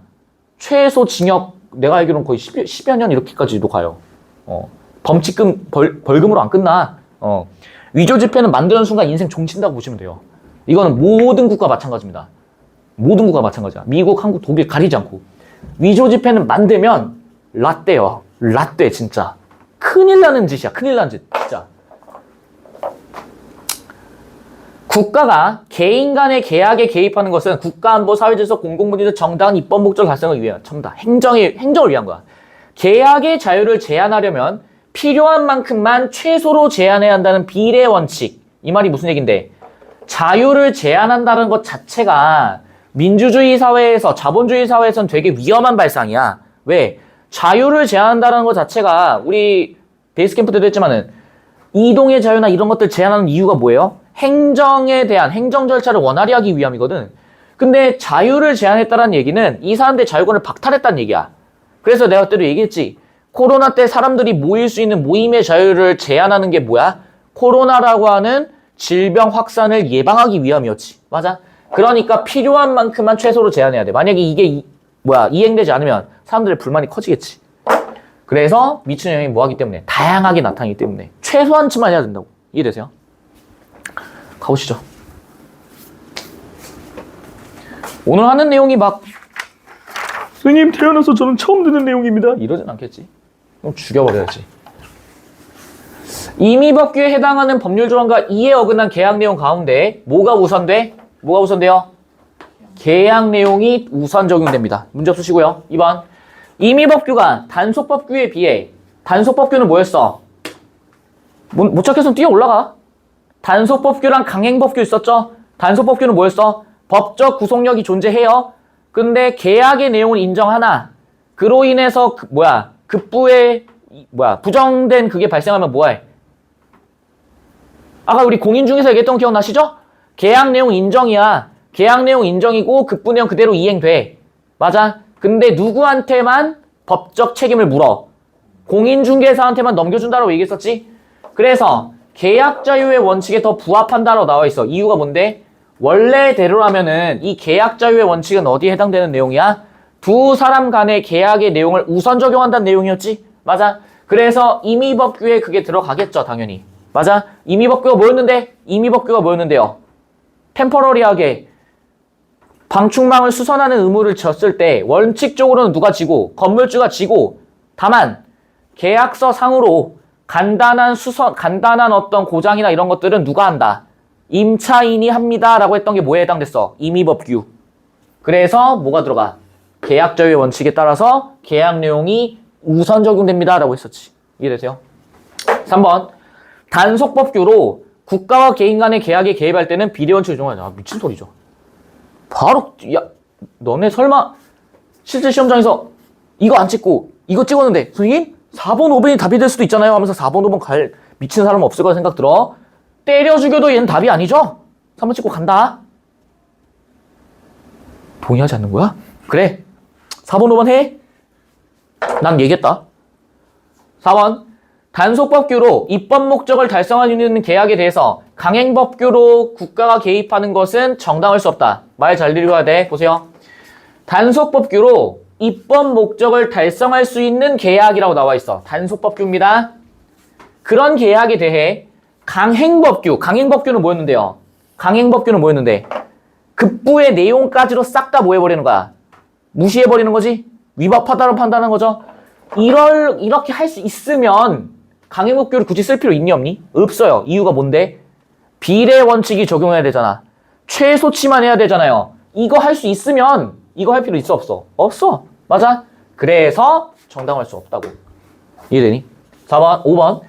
강행법규를 위반한 계약일 때 급부의 내용에 따라 부당이득 방한 청구권의 여부가 달라집니다. 그쵸? 급부의 무엇이냐? 내용이 부도덕하고 비윤리적이면 인정되지 않고 그렇지 않다면 되겠지. 답은 3번이죠. 얘들아 조금만 버텨봐. 죽여버리고 싶을 거니까. A에 제시된 물음의 답으로 맞는 것을 고릅니다. 보세요. A 섹터에서 나왔던 거 뭐였어? 방충망에 관련된 내용이었지. 임의법규가 있냐 없냐 이런 내용이었죠. 계약서에 방충망 수선에 관한 내용이 없대요. 없대. 없으면 당연히 누가 가져? 건물주가 갖겠죠. 근데 수선 의무를 계약에 포함하지 않은 것에 대한 법적 불이익은 당연히 없죠. 누가 피해를 봐? 없어. 니은 방충망 수선에 관한 내용이 없으면 세입자가 갖니? 아니죠. 수선 의무를 계약에 포함하지 않은 법적으로 무슨 소리야? 디귿 세입자가 방충망을 수선한다는 내용이 있으면 세입자가 수선을 갖죠. 뭐에 근거해서? 계약 자유의 원칙에 따라서. 법률 내용과 다르게 계약한 것에 대한 법적 불이익은 누구에도 없죠. 당연히. 왜? 계약 자유의 원칙이 적용되니까. 리을 계약서에 세입자가 방충망을 수선한다는 내용이 있으면 세입자가 의무를 갖고요. 건물주가 다르게 간 것에 법적 불이익을 받니? 아유, 법적 불이익 받지 않아. 법적 불이익 받지 않는다고. 이해돼? 계약 자유의 원칙이니까. 이해되시겠죠? 답은 그래서 기억 디귿 2번 되시겠고요. 3번 가보시죠. 얘는 너무 쉽다. 기억과 니은의 공통점이에요. 얘 뭐였어? 정확히 말하면 밑에 있는 것부터 뭐야? 강행. 얘는 단속. 맞아? 얘는 어떻게 돼? 공인중개사가 고객한테 부동산 넘겼어? 그럼 이랬을 때 누구만 처벌받는다? 공인중개사 처벌받고 부동산을 넘긴 거에 대한 무엇을 지불한다? 고객은 대금을 지불한다. 그래서 급부는 성립하죠. 맞아? 얘는 뭐야? 의사와 의사가 아닌 사람끼리 서로 계약을 하면은 애초에 계약도 성립이 안 될 뿐더러 급부도 성립이 안 되기 때문에 만약에 동업자금을 먼저 전달해줬다면은 그것 역시 뭐 해줘야 돼? 반환을 해줘야 된다. 아니, 그래서 법적 불이익을 받는 계약 당사자가 존재하시죠. 왜? 이유가 뭔데? 얘네 둘 다 어떤 애들이야? 단속법규와 강행법규를 둘 다 적용받는 애들이지. 그 둘의 공통점은 뭔데? 법적으로 뭘 받는다? 처벌, 불이익을 받는다. 과태료나 벌금들을 부과받는다라고 했었잖아. 답 1번이지. 진짜 이건 집에 가서 mother, father, gentleman, brother, sister, aunt, uncle, and 뭐 기타 등등 퍼피와 함께 하도록 54번. 힘들어. 농지를 빌리려는 A와 농지 주인인 B입니다. 잘 보세요. 하나하나 따져봐. 농지 주인이네요. 농지 주인은 A한테 임대를 해주는 사람일 테니까 임대인. 여기는 A는요. 빌리는 사람이니까 임차인. 농지를 용도에 맞지 않게 사용하는 것에 합의를 했습니다. 잘 보세요. 합의를 했네요. 합의하니까 뭐가 생겨? 계약을 하겠지. 그래서 여기 뭐라 나와? 농지 임대차 계약을 체결하였다. 그리고 A는 B에게 농지 사용료를 지불하고요. 1년간 농지를 사용했습니다. 그럼 잘 봐. 급부를 이행했네요. 급부를 이행했네. 뭘 통해서? 농지 임대료를 지불함으로써. 이해되시나? 이해되세요? 다시 적어줄게. A가 있어요. B가 있습니다. A는 임차인. B는요, 임대인. 얘네 둘이 서로 뭐 했어? 합의를 했어. 합의해서 뭘 체결해? 계약을 체결하죠. 그랬을 때 이 계약의 핵심은 뭐야? 농지를 뭐 하겠다? 임대를 해주고 그 임대한 대가에 맞춰서 농지 사용료를 지불하겠다는 내용이었지. 그래서 여기 있는 A는 B씨한테 급부를 이행할 겁니다. 그 급부 이행의 매개체로 무엇을 지불할 것이고 임대료를 지불할 것이고요. B는 당연히 여기는 A한테 뭘 사용할 수 있도록 농지를 사용할 수 있도록 사용할 수 있는 무엇을 줄 거야? 사용권을 주겠지. 이렇게 서로 둘이 매칭이 되겠죠?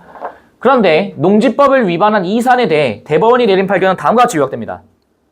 첫 번째, 법률을 위반해서 농지를 빌려준 사람. 세 글자. 누구? 임대인.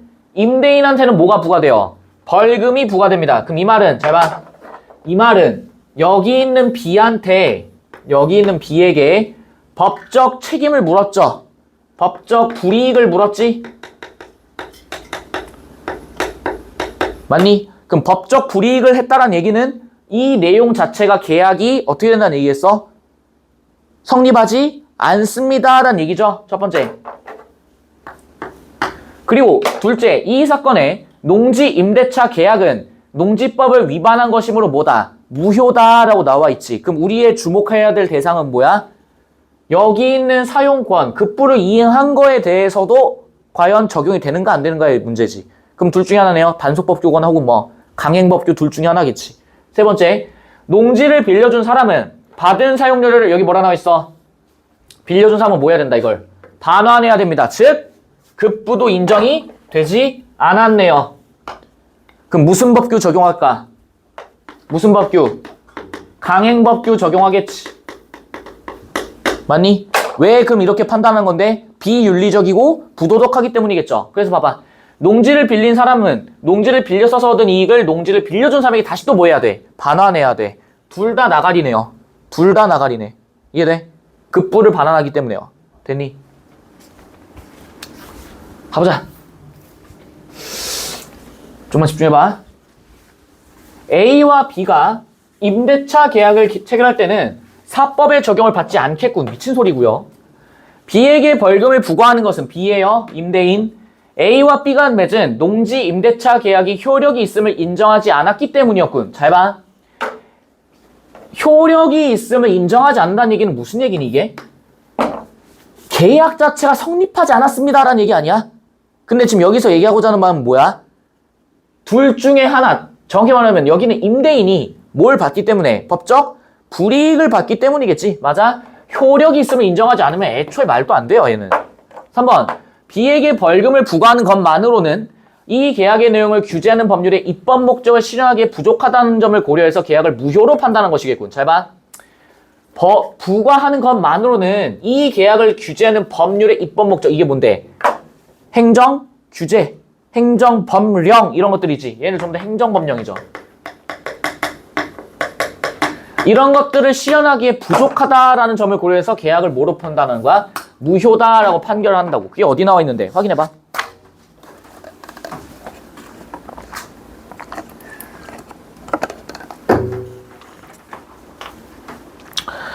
한편 체결된 내용이 법률에 정해진 내용과 어긋날 때 법적 불이익이 뿐만 아니라 계약 효력 자체로 인정되지 않아서 급부의 의무가 부정됩니다 라고 나와 있지? 맞아. 그 다음에 계약 효력이 인정되지 뿐만 아니라 부정되는 거고요. 안보질서 정당 입법 목적을 다 거의 봐. 마지막 문단. 정당한 입법 목적을 뭐하기 위함이다. 달성하기 위해서이다. 이렇게 나와 있는 거 보여? 그럼 이게 뭐야? 아, 입법 목적을 실현해야 되는데 이렇게만 하면은 법적 불이익만 줘버리면은 행정 목적을 실현하기 어렵다고. 그래서 아예 이 계약 자체를 뭘로 해버리는 거야? 무효라고 판단을 해버린다고. 이해되시겠어요? 이해됐니? 그래서 답이 몇 번인 거야? 3번이 되신 거겠지. 이해돼? 잘 봐. 그러면은 선생님 요거랑 이거랑 도대체 뭔 차이입니까? 맨 마지막 거 보니까 계약을 무효로 한다며요. 무효로 한다는 얘기 자체가 효력이 있으면 인정하지 않는다는 거 아닙니까? 이렇게 얘기할 수 있을 거야. 근데 잘 봐. 무효로 한다는 얘기는 이전에 계약을 성립했다라는 것 자체는 인정을 해. 인정을 한다고. 왜? 무슨 원칙이 적용되니까? 계약 자유의 원칙이 적용되니까.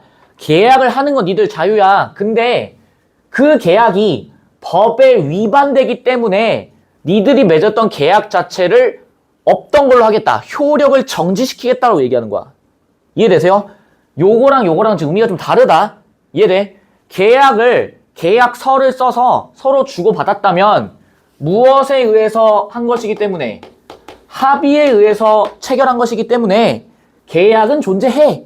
하지만 너희들이 하고 있는 이 계약이 너희들이 체결한 이 계약이 법이라고 하는 이 테두리 안에서 했는가라고 묻는다면 그게 아니기 때문에 여기 있는 B한테 무엇을 묻고 법적 불이익을 묻는 거고 A가 얻은 이익이나 이런 것도 전부 다 누구한테 반환하고 B한테 반환하고 이해되니? 급부를 뭐 해버렸기 때문에 무시했기 때문에 이해되세요?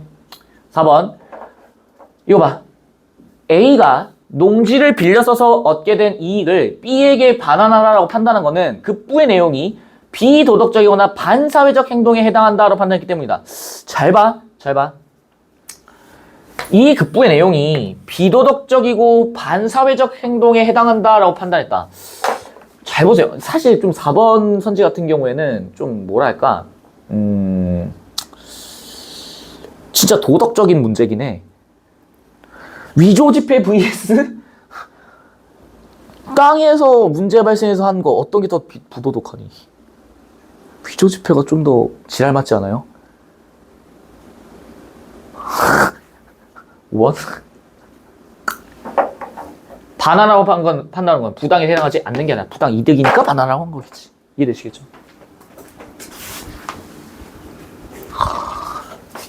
55번은 5번이죠. 부담을 지고 있다.